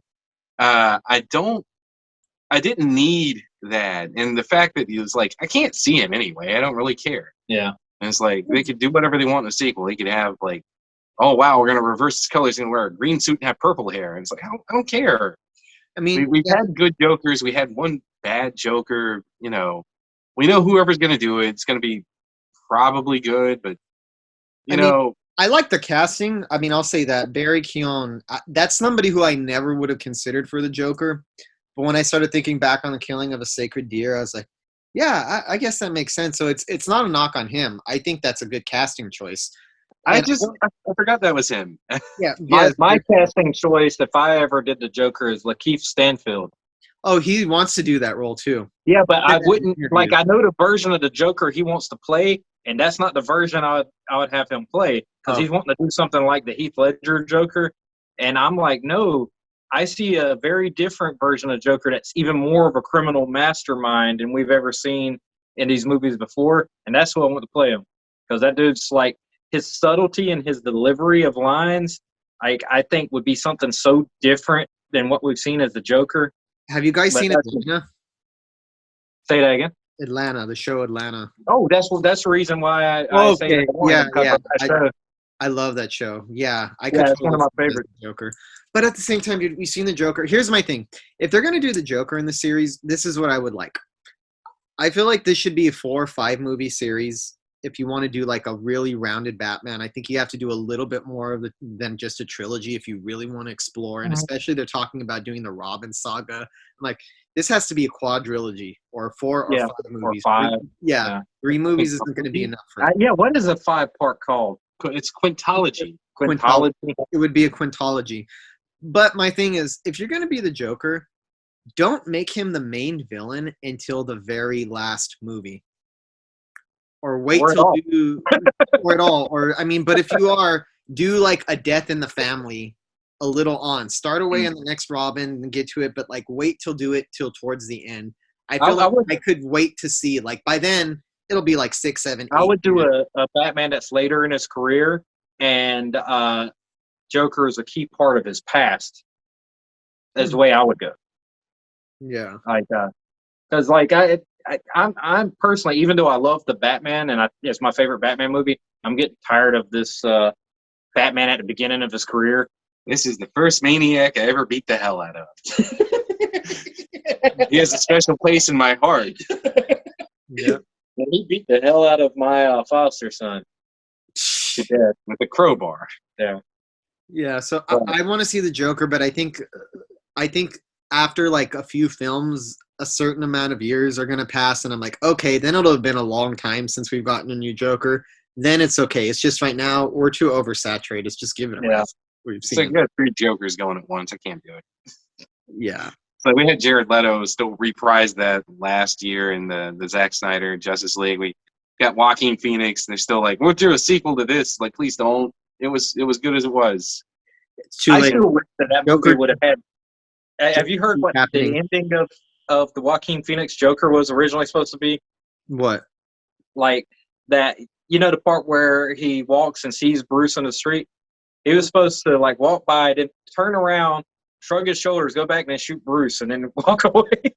And I'm like, I wish they would have ended it that way. This universe gets no Batman. Do you know the meltdowns you would get online from fanboys? The type of I'm a humongous Batman fan, and I would love it. I know. I probably would have laughed at it, but I think the way that fanboy culture is, there would be nothing but thrashing and kicking and screaming at that Probably. idea. Warner Brothers is not going to do something like that. I would have loved it, though. Because, yeah. But, yeah, I really like that movie a lot. And that's one of those where I'm like, every time they threaten a sequel, I'm like, just don't. Some things can be good, and you can just leave them be. Well, unfortunately, they are working on a sequel, and it's happening. I know, and hopefully it's good. Well, we came up with a follow-up, which was about Mr. Freeze, and it was all about him. But I'm having trouble. Like, it was just him doing a bunch of ice puns. Like, he's just doing ice puns, but it's like in this serious setting. It's like everyone should just chill. I think Mr. Freeze is going to be in the next one because Matt Reeves keeps talking about that character being interesting. And I think that a serious version of that character live action should be shown. He's going to be a dude that stabs people with icicles. I think that maybe he like puts their heads in like liquid nitrogen, Oh, it's like good to be Jason X style. Yeah, Excellent. yeah, Yeah. I'd love to see that in the PG-13. yes. It'd be exactly the same, Mhm. only not at all. Yeah. So let's talk about the Riddler now. Okay. Yeah, a relatively unknown actor called Paul Dano. Unless you haven't watched movies in the past 15 years or so. Yeah. I used to say I was really excited when he got cast because I've always said that Paul Dano has the most punchable face in Hollywood. Oh God. Nothing against him as an actor, but every time I see him, all the way back to Little Miss Sunshine, it's like I want to slap that kid. And you know what? That's why he's perfect for this role in the way they can see him. Exactly. Yeah, I had a debate with I've talked to some people about this. They're like, oh, they could have cast anybody as the role in that actor. He's so dweeby. I'm like, I think you're missing the point of that character. He's not supposed to be physically intimidating, especially the way that he is here. I think he comes across really disgusting and pathetic, and I think he's uncomfortable to watch. I think his performance is uncomfortable. I think that him and his mania when Batman and him are having that interrogation, I love that. It's not really an interrogation, but like that little back and forth that they have. He goes off into these weird bouts of mania and starts singing Ave Maria and shit like that. And so loony. He comes across, he reminds me a little bit of you know who Elliot Rodger is? No. That incel killer who went on a killing spree in 2014. He stabbed 3 people to death and he shot 2 people. Before he did that, he uploaded this video to YouTube giving his manifesto about how the world rejected him. And watch it. Don't watch it, actually. Fuck that guy. But He's dead. Yeah, he's dead. He comes across as so pathetic and so dweeby, and is like, I'm gonna go out and kill. And he has like, you want to punch him. I think Paul Dano embodies that a lot. He has kind of, and like that character, he became a hero online to a certain group of very sad people. Yeah. The way that this feels very like real to life, where Heath Ledger's Joker was a disturbing character, but he's cool. You can put posters up of him on your wall. You could quote him. He's iconic. He has flair. He has that paint, the face makeup, and kind of that pizzazz and everything. This is a really uncool, pathetic villain, and he's just really uncomfortable to look at. Yeah, you're not going to see like people like wearing Riddler shirts, especially like Paul Dano's face on him.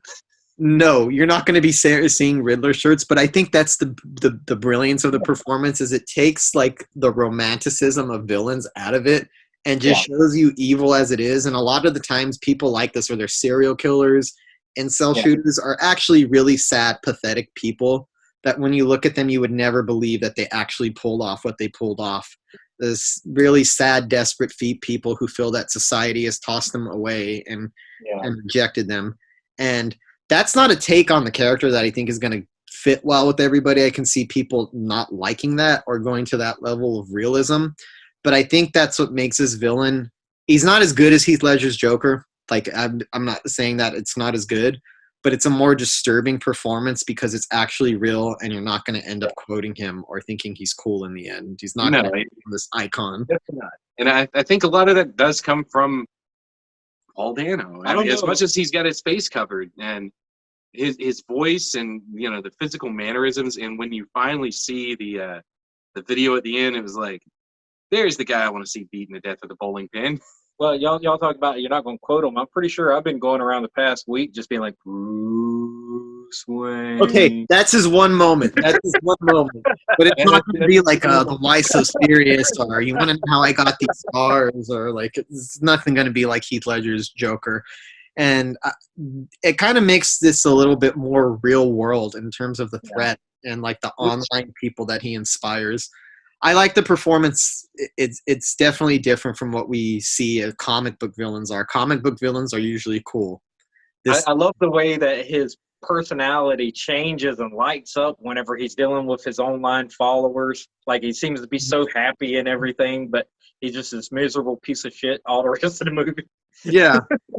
Hey guys, thanks for following. Like, seems like any random influencer. I love it. Yeah, the influencer Riddler. Yeah. Or we're gonna get TikTok Clock King in the next one. TikTok clocking. You know what I want to see in the next one? Scarface, the ventriloquist. That'd be cool. And I think you've heard me say I want Clayface, like, but not like the monster Clayface, but like the old school where it's like Okay. I was Yeah. gonna say the monster Clayface. I can see Mr. Freeze in this universe. That stretches a little bit, but I could see it being done.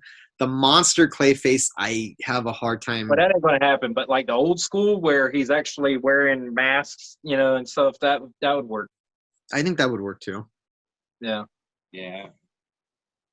Yeah, I think the more animated series Clayface would probably break the audience's brains in this series. Yeah. It's like, I didn't realize there was magic in It this. would break Batman's brain. He'd be like, "What?" Going home. I Let him could, have the city.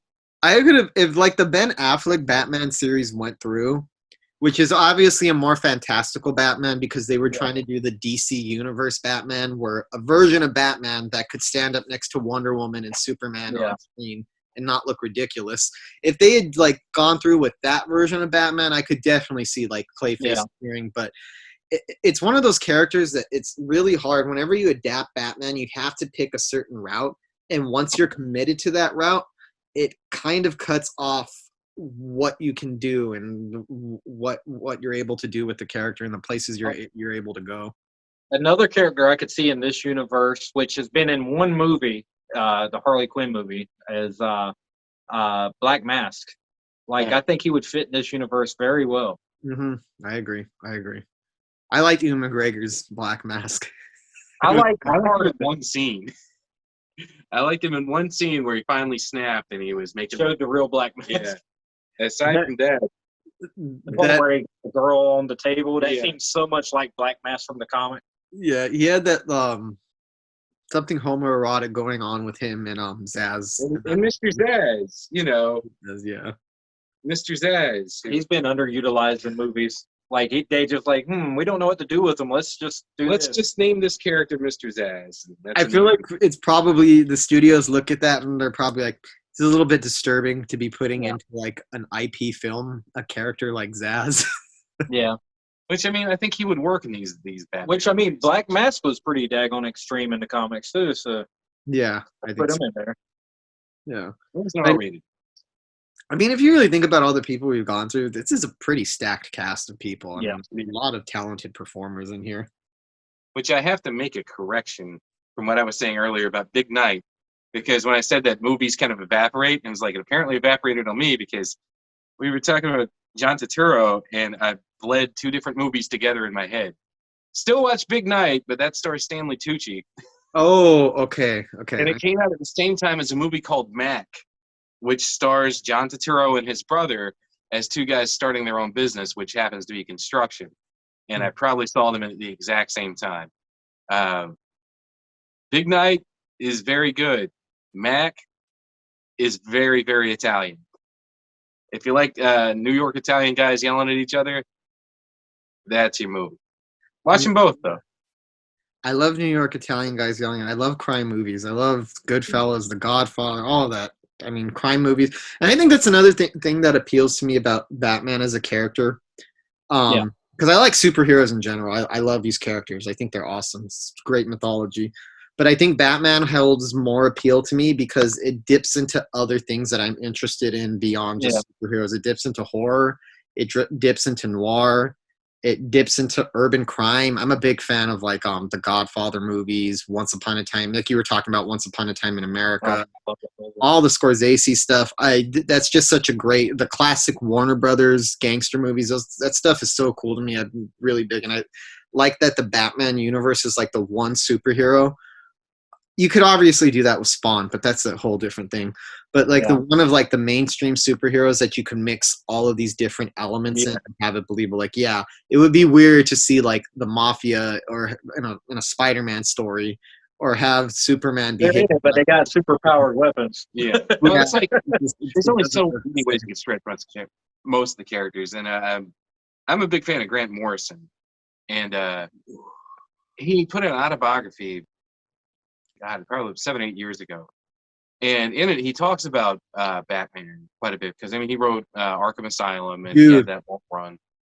Okay, I want to say something really quick. If I ever had the chance to make a Batman movie, I would want to adapt that graphic novel, Arkham Asylum, A Serious House on Yeah, Serious Earth. that would be cool. Have it be a hard R-rated, disturbing psychological horror movie about Batman in his rogues gallery.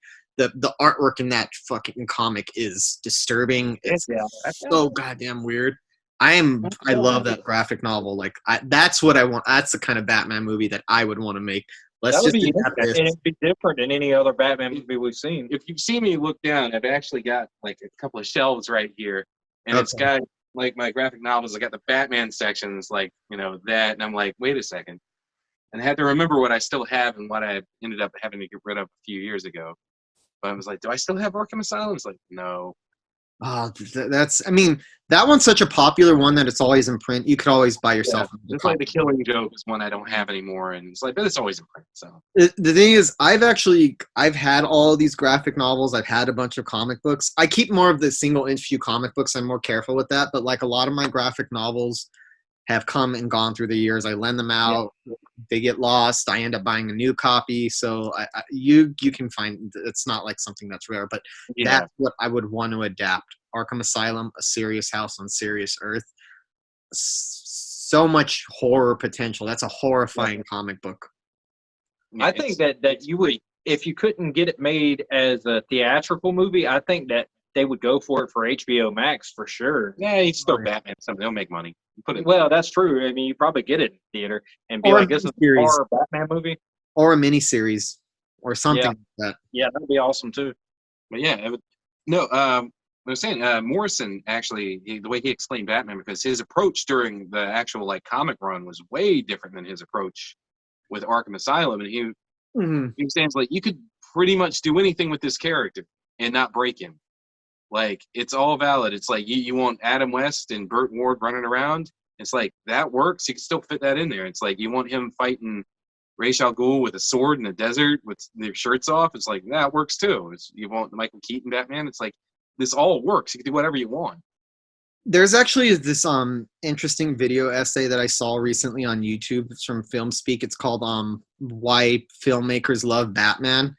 And it explains like how a lot of superheroes, I mean, you have Sam Raimi who did the Spider-Man movies, and like Richard Donner did the Superman movies. But by and large, even the most popular comic book characters, they usually just get handed off to like anonymous directors. They never get handed off to like auteurs or like serious filmmakers. Where Batman, you have a bunch of like filmmakers who are chomping at the bits to get at this character. Yeah.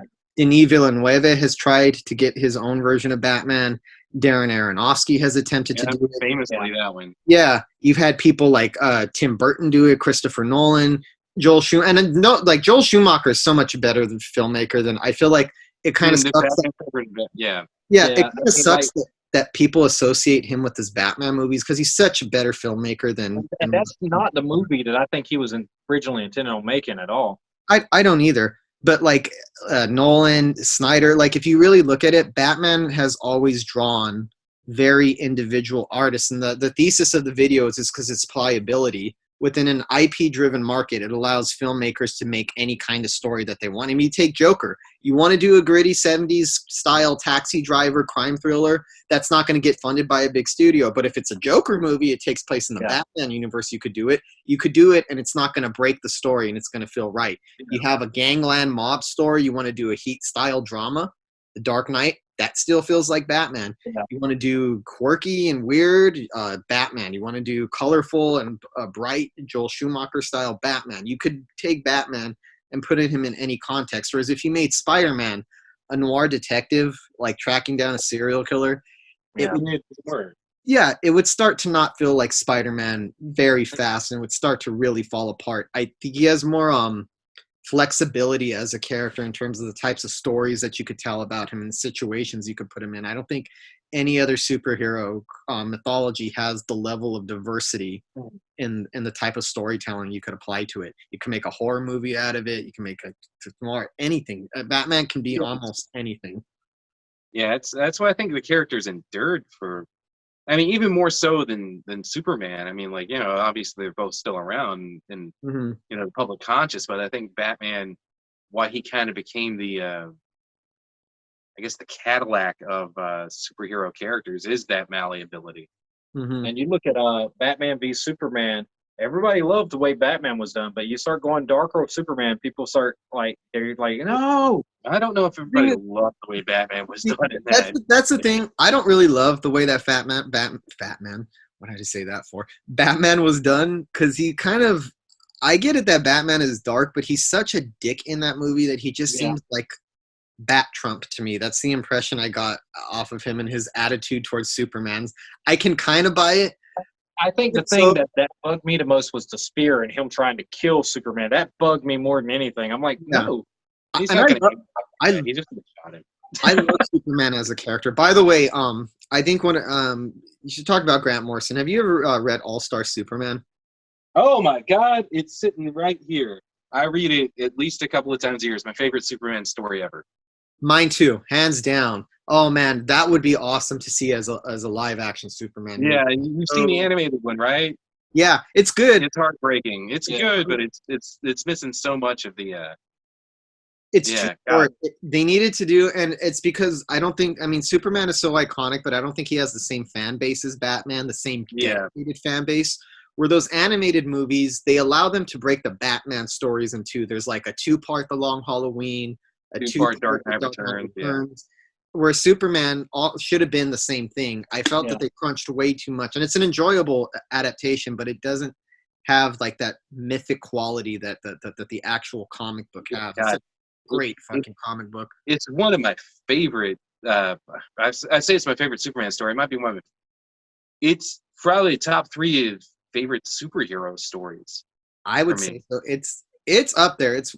I would say it's probably a top 3 for me too. I love that story. It's such a great Superman story.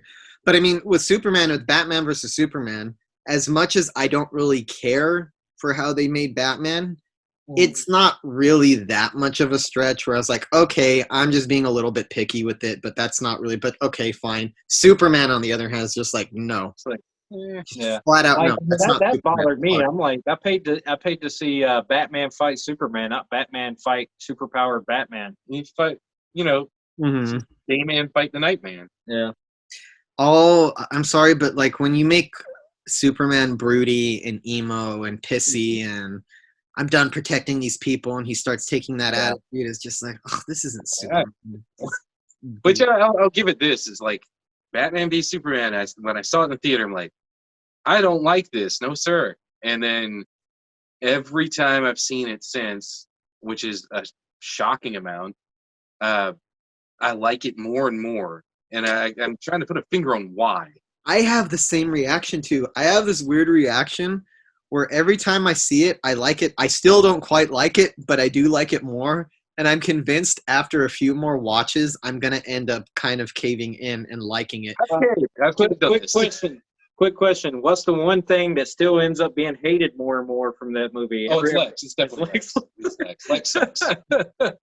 Nobody likes Lex Luthor in that movie. My mind, I get this voice in my head last time I watched it. And I actually, my 6-year-old son sat and glued to the extended 3-hour, and it's like, I cannot believe this kid is watching this all 3 hours of this fairly boring movie.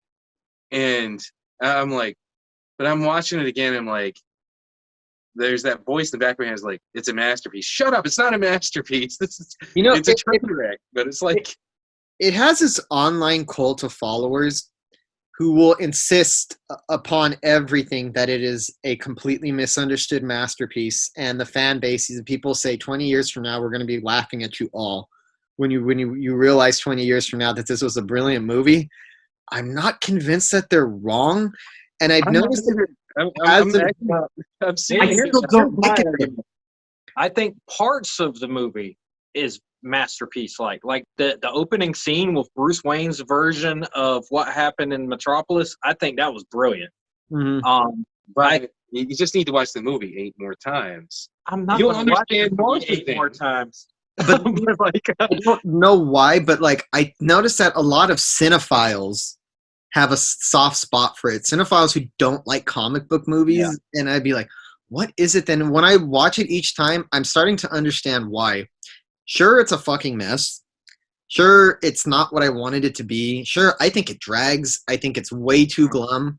And I like self-serious superhero stories, but for a story that's Batman versus Superman, which is such a high concept, that's way too glum and dour and takes itself way too seriously. Yeah. On the other hand, it's very individualistic. You could tell that this was not a movie that was ground through the studio system. It was didn't get the Marvel treatment where they just pounded the director's vision out of it until it was unrecognizable. So you get this very safe corporate product. If nothing else, it's not safe. It takes risks. They allowed the filmmaker complete freedom. Whether or not that works for you is up for debate, and I understand it. But I think I've come to admire something about its individuality. In a world where comic book movies are so controlled by corporations and studios, it's almost kind of incredible that that individual of a take on comic book characters, or such a specific take got made and they got away with it. I think that's what I appreciate about it. I was like, there's something here, even if all of it doesn't work. And I think part of it, and I had a theory about that with Batman and Robin as well, because that thing was ultra reviled, like from the day it came out. And I saw it the day it came out, and I was 7 years old. oh my god, I was a senior in high school, and I was like, what's going on here? Why is this happening? And I think people softened on that one a bit. I know that movie's grown on me for sure, because I didn't like it when I first watched it. And then I'm like, well, if you take Batman out of it, the movie's great. It's one. I was like, I even had a soft spot for it back then. But I think, honestly, people have kind of not turned around, but kind of softened on that, because at the time it came out, and just like Batman v Superman, it's like, what if this is the last movie we ever have Batman in? And it's like, yeah, it's not going to happen. But I think once it kind of fits into the canon as it's just another one, and it can be appreciated on its own, it's like even the bad ones kind of like, yeah. And I think it's happening with Batman v Superman, because we've got a new Batman. And, I think people were kind of looking back on this. And I think after the train wreck of the theatrical Justice League, people were like, man, I wish we had more Batman v Superman. Yeah, I mean, the Justice League theatrical cut made Batman versus Superman look like a masterpiece in retrospect. That movie was such a piece of dreck. I don't know if you guys actually saw the director's cut. Yes, that's one of my favorite movies, the director's cut. I got to be honest with you. I was shocked the hell out of me, because I was not enthused for it. I was just like, it's going to be more Batman versus Superman. I was like, okay. I remember it dropped at midnight, and I was up, and I was like, there's a lot of hype. I'm a superhero fan, so I'm sitting and I'm watching it. And like 20 minutes in, I was like, holy shit, this is good. Like, I get it. Like, I'm not joking. I think his version of Justice League is excellent. It's not perfect. I was one of the people that was not on board with the release the Snyder cut. Like, I was totally on board. But I was like, it can't be any worse. And I knew that, like, I was indifferent to all of that. I was like, oh, who cares about this release the Snyder cut shit? Like, it's not like it's going to be that much better of a movie. And when I saw it, I was like, oh, I get it. And every character was better in this movie. Like Wonder Woman, who's already great, like she was portrayed better from her intro. Flash was better. And the person who got the worst treatment of everybody, Cyborg, actually had a plot line in the movie that was great. Batman, who I absolutely hated in the theatrical Justice League, I loved in this one. So did I. Superman was probably the best. I mean, whenever he became Superman again, was the best portrayal we've seen on screen, in my opinion, even though it was short-lived. It was short-lived, but it was awesome when I saw him arrive in that black suit. I think we're getting way away, but that's okay. It's a podcast. It's a conversation. Yeah, that's all right. I mean, talk about what we want. It's been out for a year now. I literally think it was tomorrow. I gotta say, I was genuinely shocked by how much I ended up enjoying Zack Snyder's Justice League. Yeah. And it's the one thing that makes me want to reconsider Batman versus Superman. And I've revisited them both since, but the thing is, there's still something about Batman versus Superman that doesn't sit right with me. Whereas I feel like it's Lex Luthor. Yeah, it's more than Lex Luthor. It's the movie drag. There's a lot of issues in it. And I think it's one of those. I do think there's a familiarity. Like you watch it more than a couple, especially I've got kids that are in that age range that watch anything with Batman in it, Of course. that have seen it more than I'd say most people. So it's like, I guess with familiarity, the really bad stuff, kind of like, yeah, I'm just used to that now. One thing that really I hated other than Lex Luthor was what they did with Doomsday. Like, I feel like, so you read the comic book of the death of Superman. Where are they at? They're in the middle of the city. Everything's getting destroyed and everything. Where they go in this? They go in the middle of where there's nobody there. There's no stakes. But Mm-hmm. that was the plan. Yeah, but like I felt like tell. in Man of Steel they did a better Death of Superman like fight scene than actually him fighting Doomsday ended up being. Because like I mean, That in the Doomsday, comic they're destroying buildings and everything else. I don't know. yeah, the They're Doomsday. And I hate. And look, I hate the final battle in Batman versus Superman. It's Yeah. such trash. I And remember it wasn't needed. Like Yeah. they could have taken that out. It could have just ended with them stopping Lex. Like Lex's whole plan would have been them fighting, and then I mean, what I liked most when I first saw that movie, they're fighting. Yeah. what I liked That's most fine. when I first saw Batman versus Superman was Wonder Woman, because I felt Mhm. like the contest, the dick measuring contest that was starting to go on with Batman versus Superman was really petty. After a while, it started feeling childish, and it didn't strike me as very heroic. When I saw Wonder Woman show up on screen, I was like, finally, somebody's going to teach the boys what an actual superhero looks like. Yeah. Wonder Woman's theme music, because it showed up in that movie. It's so great. Yeah. But yeah, getting back to, I liked the Snyder cut of the Justice League quite a bit, and that shocked me just because I was never on board with release the Snyder cut. But I'm glad it got released because it's pretty awesome. And I'm actually sad that we're not getting a follow up. Really, Yeah. I mean, It made me sad, and I never thought I would give a shit. That's what surprised me. It's like, see, I had already given up on this universe. I was over it, and then you show me this cut, and I'm like, oh, bring it back. how do you introduce Darkseid? And then it's like, well, never mind. I don't really need to, do anything anyway. Well, I mean, I think the funny thing is them kind of like throwing like salt on the wound. It's like, well, you're not going to get Darkseid. But hey, how about that HBO Max Batgirl series that's going to kind of sort of take place in this universe? It's like, yeah, no thanks. Well, You know why I'm looking forward to that? Michael Keaton. Yeah, Michael Keaton. Like that's all. That's how they sold me. Well, I mean, like I'll see him in the Flash. I'm like, there we go. Nice to see him again. Nah, I'm watching it for Michael Keaton. I'm watching it for good for old Keaton. my boy Michael. You can get good old Michael Keaton in like 5 minutes of the pilot episode. No. Michael Keaton has a the big role. entire thing. Has a big role in the Batgirl movie, from what I understand. They're probably going to do it like it's Batman Beyond, but with Batgirl instead of Terry. Yeah, I imagine they probably will do it at some point. It'll be interesting to see what they do with Michael Keaton. That is just milking the shit out of nostalgia, and it's so shameless. And I hate to admit it that it worked.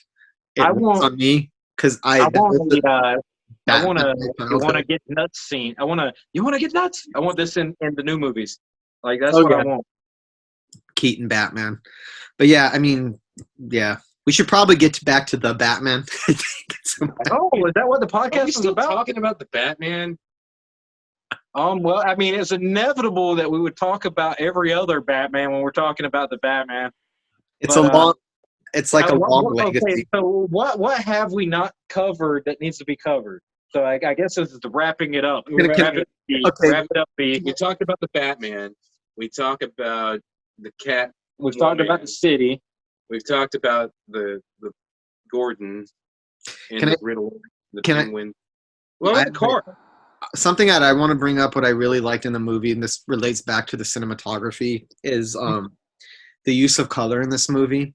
It's like in films, like color, like especially the color red, it's usually used to induce like this sense of anxiety. And it's kind of why you don't decorate your room all red, or nobody has their room painted all red. There's you. Yeah, it would. You can't see my room. Wait, you have a red room? Maybe. Wow, that's crazy. I don't think I would always be on the edge in the room. I don't think your room's red, is it? It's not. But it's a joke. It's a joke. I would never do that because only a crazy person make a red room. Yeah, I would do it just to freak people out when they come over to my house. Hey, look at this red room. If it's the red room like David Lynch's in Twin Peaks, I'm on board with that. Yeah, I'm on board with that, but just a regular red room, no. But I like how like every time Batman appears in this movie, he's like kind of accompanied by the color red, and it gives you a sense of like danger, like impending danger. And through his character arc, they actually transform the use of the color red to represent fear, to representing hope. Like when he's leading all those people with the light, and you see red, Yeah. and kind of reddish when he leads them on the building, and he's helping like evacuate people and being a little bit nicer and giving people hope instead of punishing criminals. He's helping civilians and helping citizens, and I like Yeah. how they transformed the color red to represent fear, to represent hope, in the same way that it kind of reflects Batman's character arc. I thought that was a very clever thing. So many different things that they do with the cinematography in this. Yeah, Yeah. it's definitely the best looking.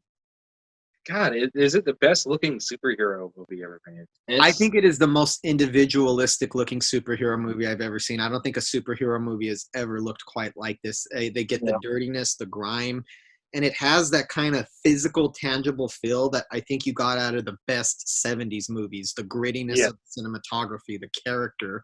And that's what I want to see more of brought back into films. I'm tired of this really like clean, sharp, pristine look. It all looks professional, and I guess it's technically correct, but there's no But you artistry. want stylized, you want artistic. Yeah, there's no artistry in it. There's no thought, and it's not taking advantage of the medium of the film itself to like comment on it. Like in here, the color red is used to comment on the character arc of Batman. Yeah. There's so many clever things, and we don't get enough of that in movies anymore. I feel like, especially in blockbuster movies, especially a movie at this level, to have that level of individuality, I think is something special. I think you guys should check out some of the cinematography videos on the Batman, because they put so much into this. Like you could tell that they spent so much time crafting every individual shot. When Jeffrey Wright is talking about being on the set, he's being stunned. He said he was stunned by Greg Fraser, the cinematographer, and Matt Reeves, and the way they collaborate. This is the same guy that's worked with Reeves before. I think he did the not Let the Right One In. I can't remember what the remake. Let Me In. Let Me In. Yeah. Let Me In. He did that, and it was like, it's like, oh, so it's that guy. Yeah, and he just did Dune. He's been working on a lot of stuff since, but yeah, he just did Dune. I don't know if you guys saw that, but I think he did great. I didn't know he did Dune. I like Dune a lot, and it was beautiful. Dude, right now he's killing it. He's like, right now he's just a top cinematographer to me. But like, just the amount of detail him and Matt Reeves put into every shot, and every shot has meaning. Even the way that they shoot the car chase sequence, it plugs you into like the experience in a way where a lot of times the more typical way, you do get some wide shots here and there, but you get a lot of rear view shots. You get a lot of shots from inside the vehicle. And I think it does this great job of plugging like the viewer into the experience of that car chase where the Batmobile is chasing Penguin down. Kind of gives you that immediacy, that kind of like grit feel, which is spectacularly filmed action chase too. And the way the camera's inside, and when the Penguin's car flips over, the camera is flipping inside with it to the point where it just ends with it upside down. Batman walking towards the camera, and that now iconic shot. Yeah. Oh man, dude, they really just nailed it. Like the level of artistry in this is just off the fucking charts, man. It does give me that. I mean, this is not a ton of action in this movie, but every scene they had was memorable. Yeah.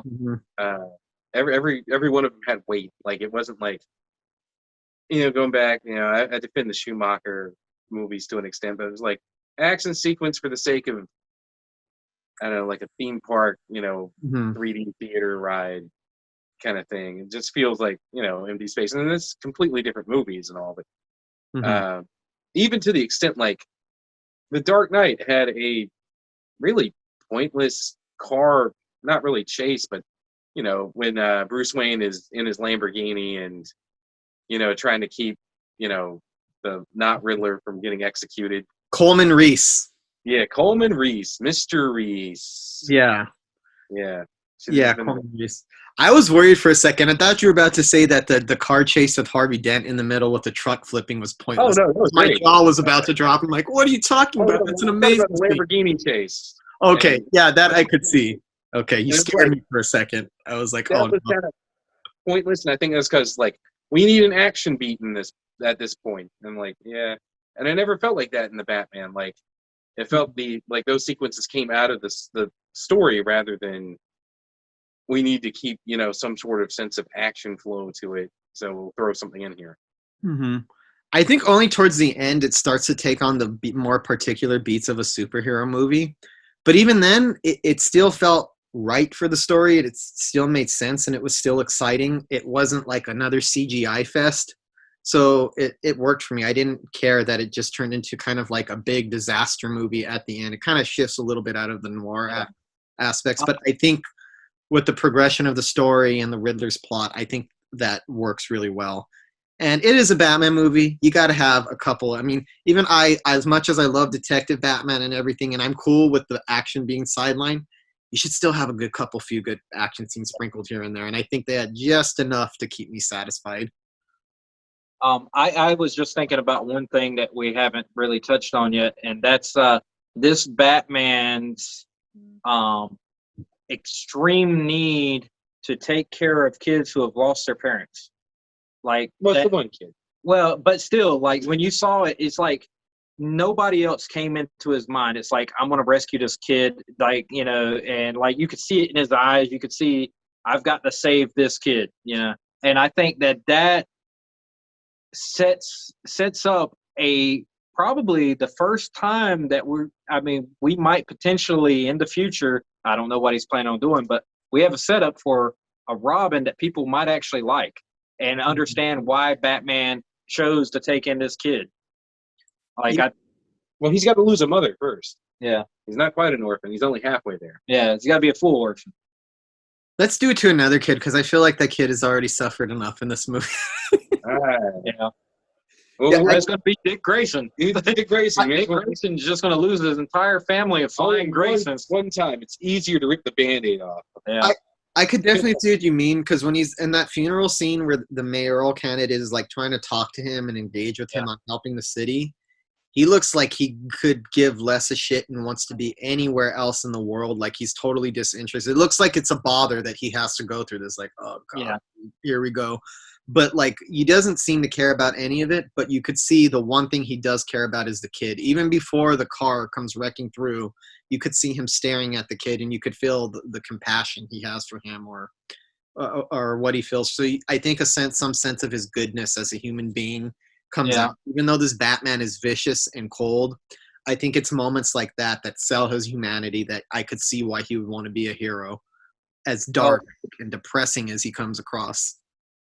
I just thought of one more thing, which I just find as humorous, but whenever Catwoman's talking about white privilege to him, I'm like, you realize this is like the richest man in Gotham you're talking to right richest now. Man in the I think that's what gives that scene more layers, because it makes Batman question himself, because they even tell him at the beginning, you're not doing enough to help the city. And I think by the end of it, I think he's going to take some of this to heart. And I imagine in the next one, the Bruce Wayne, he's going to try to start to engage with the public more as Bruce Wayne engages. That's what I think too. Philanthropy. So I thought that was a cool little thing to add there. But yeah, I'm sure that white privilege line triggered so many people out there, but I don't know. I mean, like I saw a little bit of what's his name that don't say his name. I know who you're talking about. Fuck that. But anyway, he was so thinking that this movie was like way hammering in woke stuff, and I'm like, it's really not. It's just telling a Batman story. Okay, but people like him. One line, it was like, it's a throwaway line. But people like him look for things to get triggered by, and because I saw that too. He's doing nothing but reading into that movie. He is projecting a lot of shit into the movie that is not even there. And when he starts going off on his rant about Habitat for Humanity, I was like, oh, I've had enough. This is dumb. I didn't watch the whole thing. I just watched enough of it to know I disagree. Oh, no, it gets worse when he starts talking about Habitat for Humanity and stuff like that, because Batman decides to be a savior, and he takes real offense to that. It's really hilarious. I mean, like, Batman's a hero. Batman, that's what he does. He's a hero. Why can't he just sit there? Ugh, crap. I think people should just sit back and watch movies and just take it as it is and enjoy it, not try to. Well, if there's subtext, then you have to read into it. I mean, there's subtext in a movie. You know what I'm saying, though, but like, don't read into things. Don't read into things that aren't there. But the thing is, there's subtext in all Fine movies. doing that. There's subtext in all movies, and I get the feeling that people like that don't want there to be a point of view from filmmakers. I'm like, I don't know if you can really avoid politics altogether through filmmaking, because at some point these movies are going to express your point of view unless you have no ideals, unless you have no beliefs. And I don't like, does anybody out there exist that doesn't have any ideals or their own set of beliefs or anything? And I think it's art. I even like some, I don't consider myself a right-wing person, but I like a lot of right-wing films like Dirty Harry or like S. Craig That's the way I Zalberman. feel. Like, Or The Dark Knight. I like films regardless of political stance of the film. Yeah. If it's a good film, I like it. That's I feel the same way, and I like a lot of like right-wing films, and they don't trigger me. They're not my point of view, but they're interesting movies. Movies like Brawl in Cell Block 99 or Dragged Across that Country. movie's freaking good. That's too. great.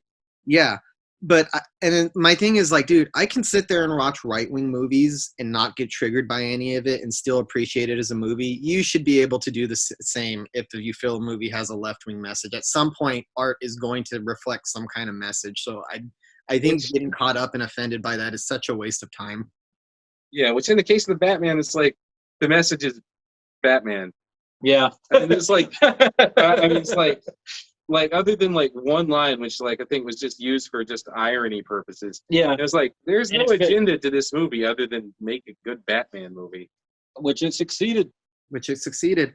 One more thing I want to touch on, the score, Michael Giacchino. You guys know that he did the score for Spider-Man No Way Home also? Yep. Oh, wow. Didn't know that. Which was completely non-memorable too. That's what I was about to say, and I think that is mind-blowing, and I don't know what it says about Warner Brothers' freedom with creators as opposed to what Disney's doing. I'm not saying it's because of Disney, but I find that so strange because I really think there's nothing special about the Spider-Man No Way Home score. I think the best parts of the score are like the callbacks to the Sam Raimi trilogy. Yeah. Or like when they kind of incorporate Danny Elfman's themes into it, like when you There first was one theme that I caught that nobody seems to mention, and that was from the animated series. They had a little bit of score from the Green Goblin episode play briefly in the movie. I didn't notice that. I caught it, and I hear nobody else bring it up. I cannot remember. I can't remember what the score is called, but like watch the Green Goblin episode and then compare it to that, and you'll spot it. Yeah, and I hate to use that movie to beat. I'm not trying to beat up on. I'm telling you, it's there. I think you're. I believe. I'm not imagining it unless I was imagining it, Brian, which is possible. Thing as a Green But Goblin. It's all in your head. I swear, Green Goblin was in this movie. But I'm not. I hate to because I'm not trying to beat up on it because I had a lot of fun with Spider-Man No Way Home. I did. I really did. It was a fun trip. It was a nostalgic blast. But I think it's very interesting and telling that the same composer can work in both worlds and do something that is completely forgettable. Because other than the callbacks to the previous movies, I don't remember anything about the score of that movie. I didn't walk away thinking about it. There was nothing. This one. The score is so distinct, and that Batman theme that kind of reminds me of like the Imperial March, but kind of turned into something more triumphant. What's crazy is it also sounds like something in the way a little bit. Well, yeah. They actually are using some of the chords from something in the. I forgot what exactly they did, but they actually are using parts of that and kind of like reversing it, or they do something. But they are experimenting with that Nirvana song with cello chord, actually. That makes sense. And it's cool because I think Michael Giacchino's score is so distinctive and it stands out that when you walk away from the movie, it's in your head. At least it was for me. It kind of like it really stuck in my head. Whereas when I walked out of Spider-Man No Way Home, I couldn't tell you anything about the score. What was the music like? It was like, I don't know. I've been like humming that Batman theme like constantly since that movie. Boom, boom, boom, boom. They beat the shit out of you with that theme. Like they really. It worked, and it works. But it's to me, it's one of those movies where the directing is top notch, the cinematography is fantastic, the score is great. I think the script is excellent. I think there's a couple of bumpy spots in some of the revelations in the script, But overall, for such an ambitious, layered narrative, it's a really damn good script. Like it's one of those movies to me where like I feel like it's operating, it's firing on all cylinders. I feel like every part of like the cinematic craft stands out in this movie from every level. Editing. How did you guys feel about the length of the film? I didn't bother. See, I'm like I always hear these people, if they complain about the length, they say it's too long, and I'm like arguing it's 5 minutes too short. It's just like I was like, after he jumps off the building at the part where it skips to him with Gordon on the roof, there should be 5 minutes in between of him like limping, like, oh God, you know, or something. This hurts. Maybe not humorous the way I was just doing it, but you know, Yeah. way like feel the weight of what just happened a little bit. Yeah, but what you were saying, it's like I think this is the last time I saw a movie that kind of like ticked all of those boxes, and this one definitely ticks like, you know, scripted performance better. But it was Fury Road. Yes. Mad Max, where it's like, you know, cinematography was on point, the action sequences were on point, everything for me, the score worked, everything worked. Yeah. And it was kind of nice to see that again. Mm-hmm. Where it's like the only problems I could possibly have are the smallest of nitpicks. Yeah. Yeah. I mean, and I think that's the case with any movie. There's hardly any movies that I can think of that I don't have nitpicks about. Even some of my favorite films. Even like, I would say, to me, I mean, there's no arguing what the greatest film of all time is, but I think there's a case to be made that 2001: A Space Odyssey is amongst it. That is one of my favorites. That's definitely up there. I like it. I love 2001, but I think it's spectacular. It's one of my top 5 films. Even then, I don't think it's perfect, but it's spectacular, if that makes sense. I think there's a couple of things where they could have snipped here, but I don't think that's a perfect film personally.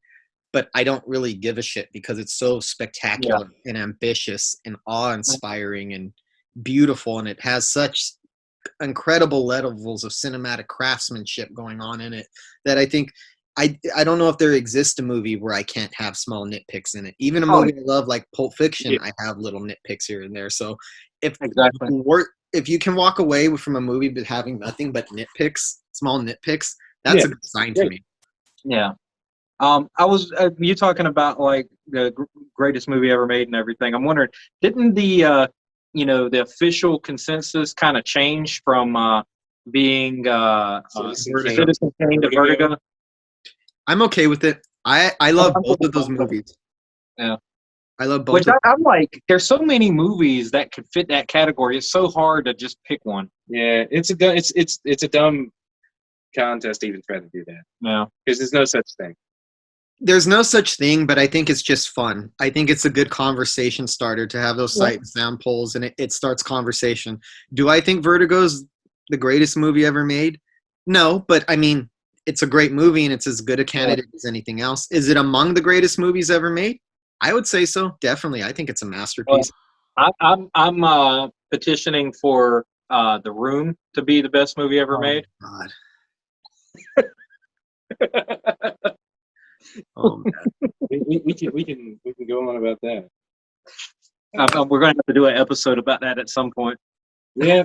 So the most recent one through Sound and Vision, the British Film Institute, is Vertigo 1 and Citizen Kane 2. Tokyo Story. Huh. Tokyo Story.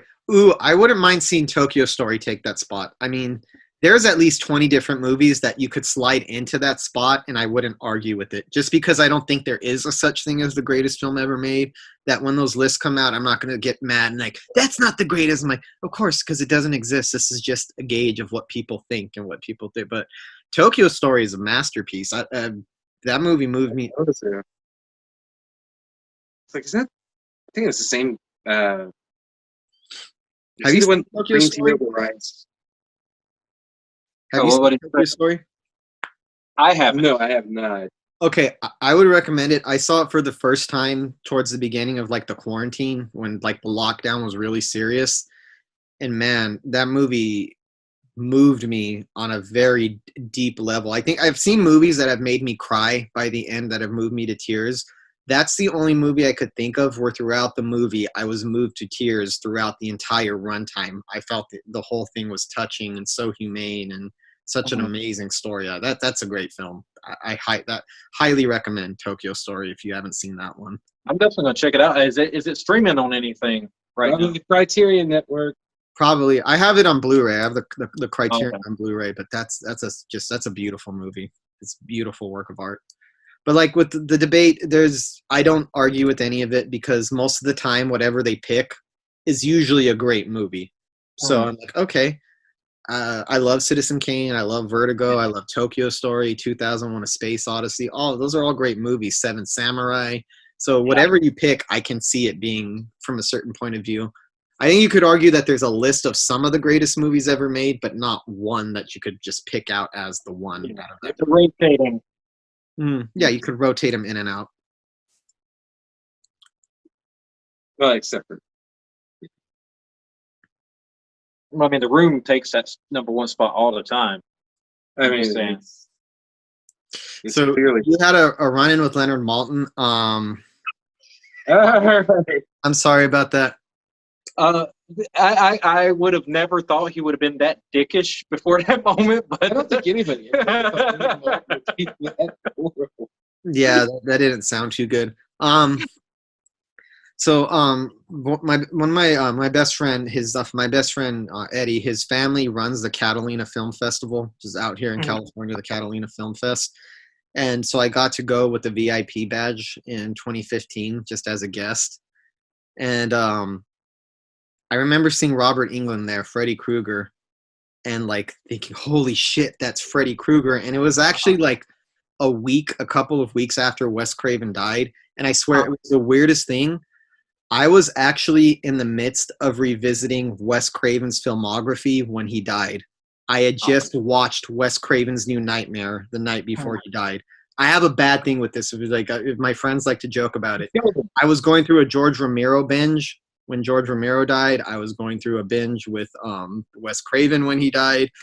Even the filmmaker Melvin Van Peebles, a black filmmaker, passed away recently. I had literally just finished watching his movies. Every time I watch it scares me. But it was like right after Wes Craven had passed, and I'd watched a bunch of the Nightmare on Elm Street movies, and I saw him there at the Catalina Film Festival. I was thinking, he's on the red carpet. I was like, I'm gonna go approach that guy. I'm gonna go approach him. And I was kind of like making my way to him, and I get right in front of him before I can say anything. He like turns to me and he says in a Freddy Krueger voice, "Hello, James," before I can even like say anything. And it was so surreal, and it caught me so off guard that I was like, am I dreaming for a second? Then I forgot my VIP badge said my name. But it was so weird to me that I was going to go up and try to say something to him. And before I could even get a word out, he speaks in his Freddy Krueger voice, calls my name. And my head was spinning by that. And it was so weird because me and my friend... I have yet to meet any of my favorite horror actors, so I'd probably just freak the fuck out and like not be able to speak or anything. It was so cool because we were talking to him on the red carpet for, I don't even remember what movie people were going in to see, and me and my friend were talking to him for like 5 minutes straight. Then the security comes up and says that we're blocking and we're going to have to move off to the side. And I thought, okay, cool. This is going to be the end of it. This is cool. I met Robert Englund. And he says, hey, why don't we go over here, guys, so we can talk a little bit more? I was like, okay, really? So we ended up going off to the side, and we had like a 20-minute conversation with him. And when he walked away, I felt like I just got hit by a car. Me and my friend were looking at each other like, did that just actually happen? Did he just like conversate with us and then push the conversation? I started picking up on that people in the horror community, all links of it, they're just generally better people than all other communities of nerddom, I've noticed. And I don't know why, but I love it. It's the warmest, friendliest thing. And it's so weird because Catalina is a really small island, so we were there for the film festival. So we ran into him a few times. So I was just like, that was so cool. We had like a 20-minute conversation with Robert Englund. A couple of other friends had missed him because they were somewhere else and they were pissed off when we were talking about it the next day when we were walking around in the shopping square. And then you run into people over and over. And then we see Robert Englund again. And my friend's like, oh, look, there he is again. And I was like, that's cool. I wish I could go up and just talk to him again. It's going to be weird. And then we just went about our business. And then my friend's like, he's walking this way. And I look, and then I was like, oh, shit, he's on his way with his wife. And he comes right back up to us and starts talking again. And when he comes up, he just came from a bar and he's in a good mood. He comes and puts his hand on my shoulder, like resting his hand on my shoulder right here talking. And my mind's blown right now. It's like, holy crap, Freddy Krueger's like, they're talking. And he's like, you guys got to go check out this bar. This is so cool. You'll like it. And then in the middle of what he's telling us, he like stops and looks at all of us. This is like in 2015. And he like looks around. He's like, oh my God, you guys are fucking kids. It was like a funny moment. Like I could tell that he kind of trips out that he still has fans. Yeah. Years later, like people who know him, probably something that he likes, but like we had another 20-minute conversation with him, and then we ran into him again on the boat back to Catalina Island, and it was just so weird that throughout the weekend we met up and he recognized and kept coming up and talking to us. That was awesome. That's a lot better than your Leonard Maltin experience. Well, my Leonard Maltin experience was just him being a dick. I don't know why you like that story so much. I just like him yelling at you. But Robert Englund sounds like the coolest dude on earth. He does. Oh, dude, he's a true, like, you could tell that when people come up to him, there's no sense of snobbery. Like, you could tell to him it's an honor that people look at you this way. Like, you could tell that, like, he gets excited when he starts doing the Freddy Krueger voice and people just lose their minds. You're like, I can't believe it. You could tell that he really thinks it's something special, or it's kind of cool. So that was a really awesome experience. Another thing I wanted to mention, I just remembered this because we were talking about Friday earlier. That was the same weekend I met F. Gary Gray, the director of Friday. My hand was broken and sprained when I went to the film festival, so I had to be very careful, but I didn't want to walk around a suit with a cast, so I was just being careful. So I did also shake hands with F. Gary Gray, and he has this strong handshake, and my hand was already like, I couldn't even grip anything, so he squeezed the shit out of it, and I couldn't like squeeze back proper. When I walked away, my hand was in worse condition than when it was before. It's like, fuck, that hurt. But I just like gritted my teeth and I didn't pretend anything was wrong. That was when he had just did on the NWA movie, Straight Outta Compton. But that was the same weekend. So F. Gary Gray, not his fault. There's no way he could have known that, but he damaged my already broken, sprained hand even further than it was at that time. I got to kill Friday for you too. Since you brought up Friday, I'm gonna mention what. Go ahead. No, this is just a story that I don't think's big enough to put in another episode. Which it's not really a story; it's a bunch of events. But I used to this bar down the street from me in Burbank. It's called the Blue Room. So I'm just telling everybody where they can find this said celebrity. But I don't think he goes there anymore. But Faison Love, he went there regularly. You're gonna get him swarmed now. And like I remember the first time that I went to that bar, I like talking to my friend. I'm like, "Is that Big Worm?" He's like, "No, I can't be Big Worm." And we go up to him, find out it is, and it got to the point where he was there every time we went there. There's a block from there, and he got to where he'd just see us. He'd be like, "Hey, fellas, how's it going?" and blah blah blah. So it's not much of a story. It's just cool. Yeah. Yeah. So that. I figured since you got the main story, I'll just throw a little something in there. Get no big story. Yeah.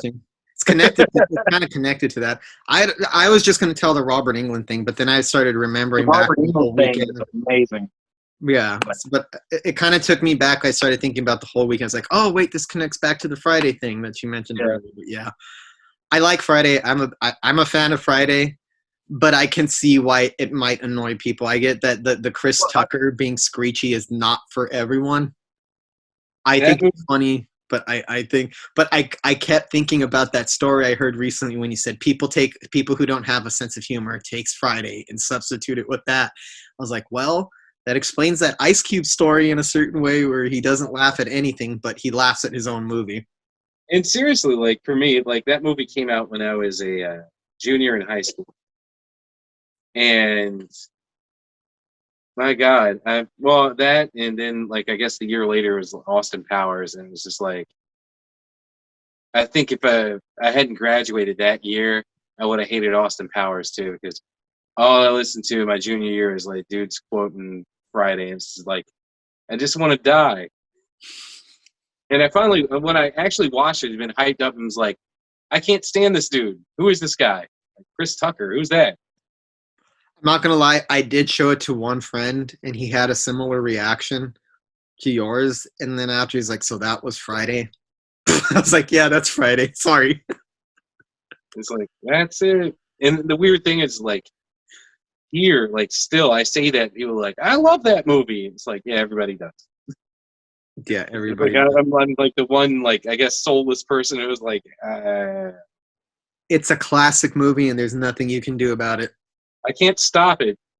You can't I can stop gripe it. about it, though. That's true. You can always gripe.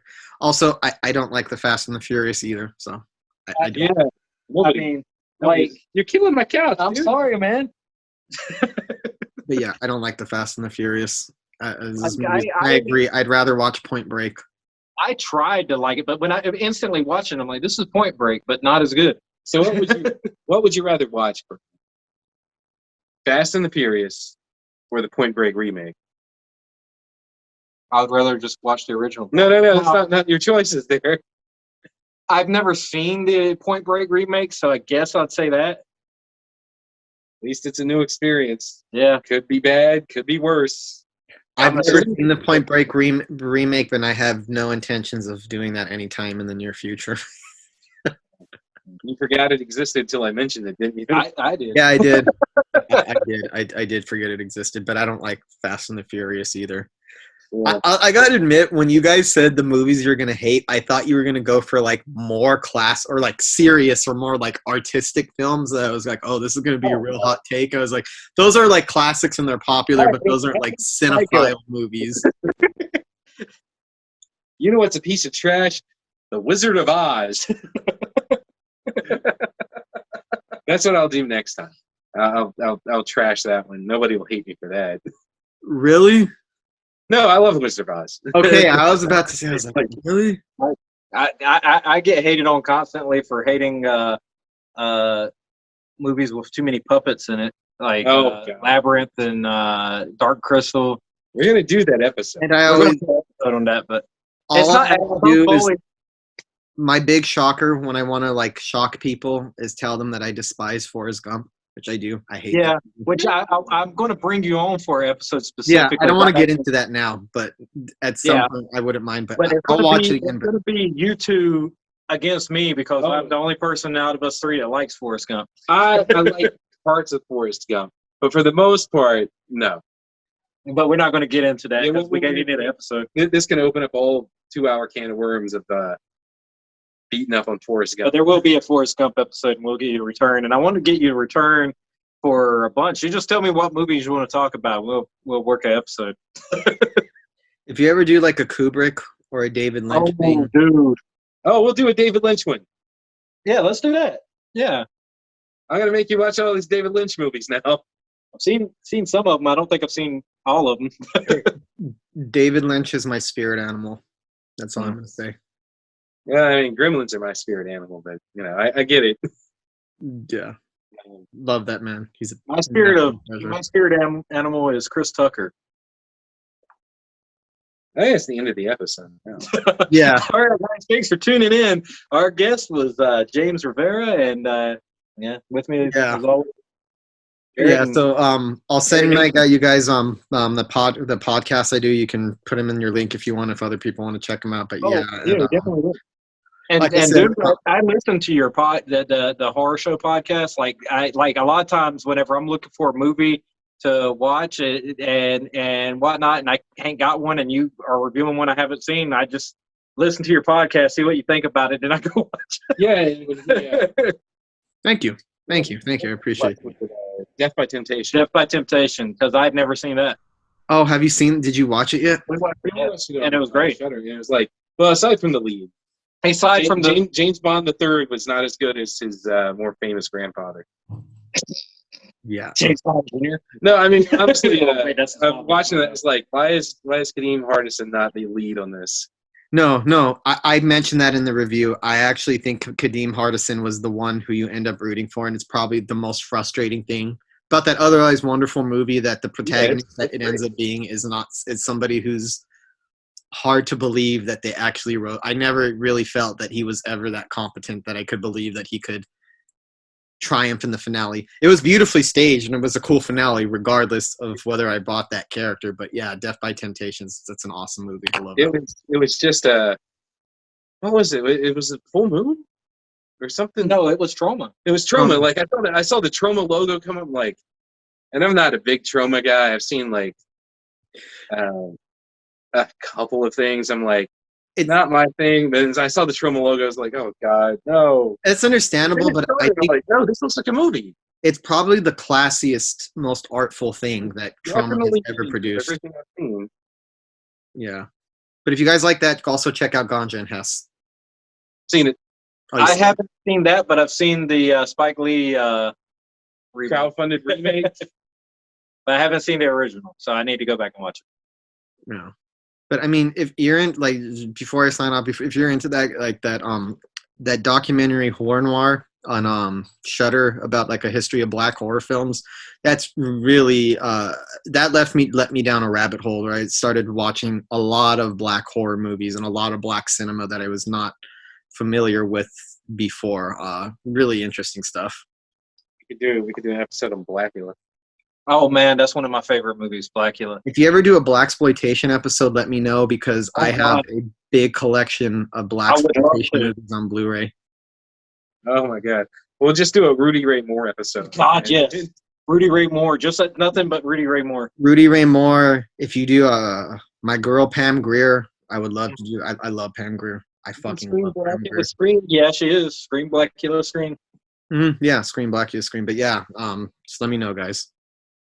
All right, well, we're going to officially sign off, and thank you again for being our guest. And it's about time we've done something in some way after all this time, because it's kind of odd. We've known each other for this long and just now doing a podcast.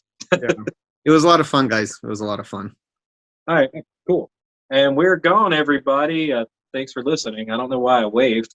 But yeah, they can't see you. Well, I'm going to post this on YouTube. So yeah, Post it on YouTube.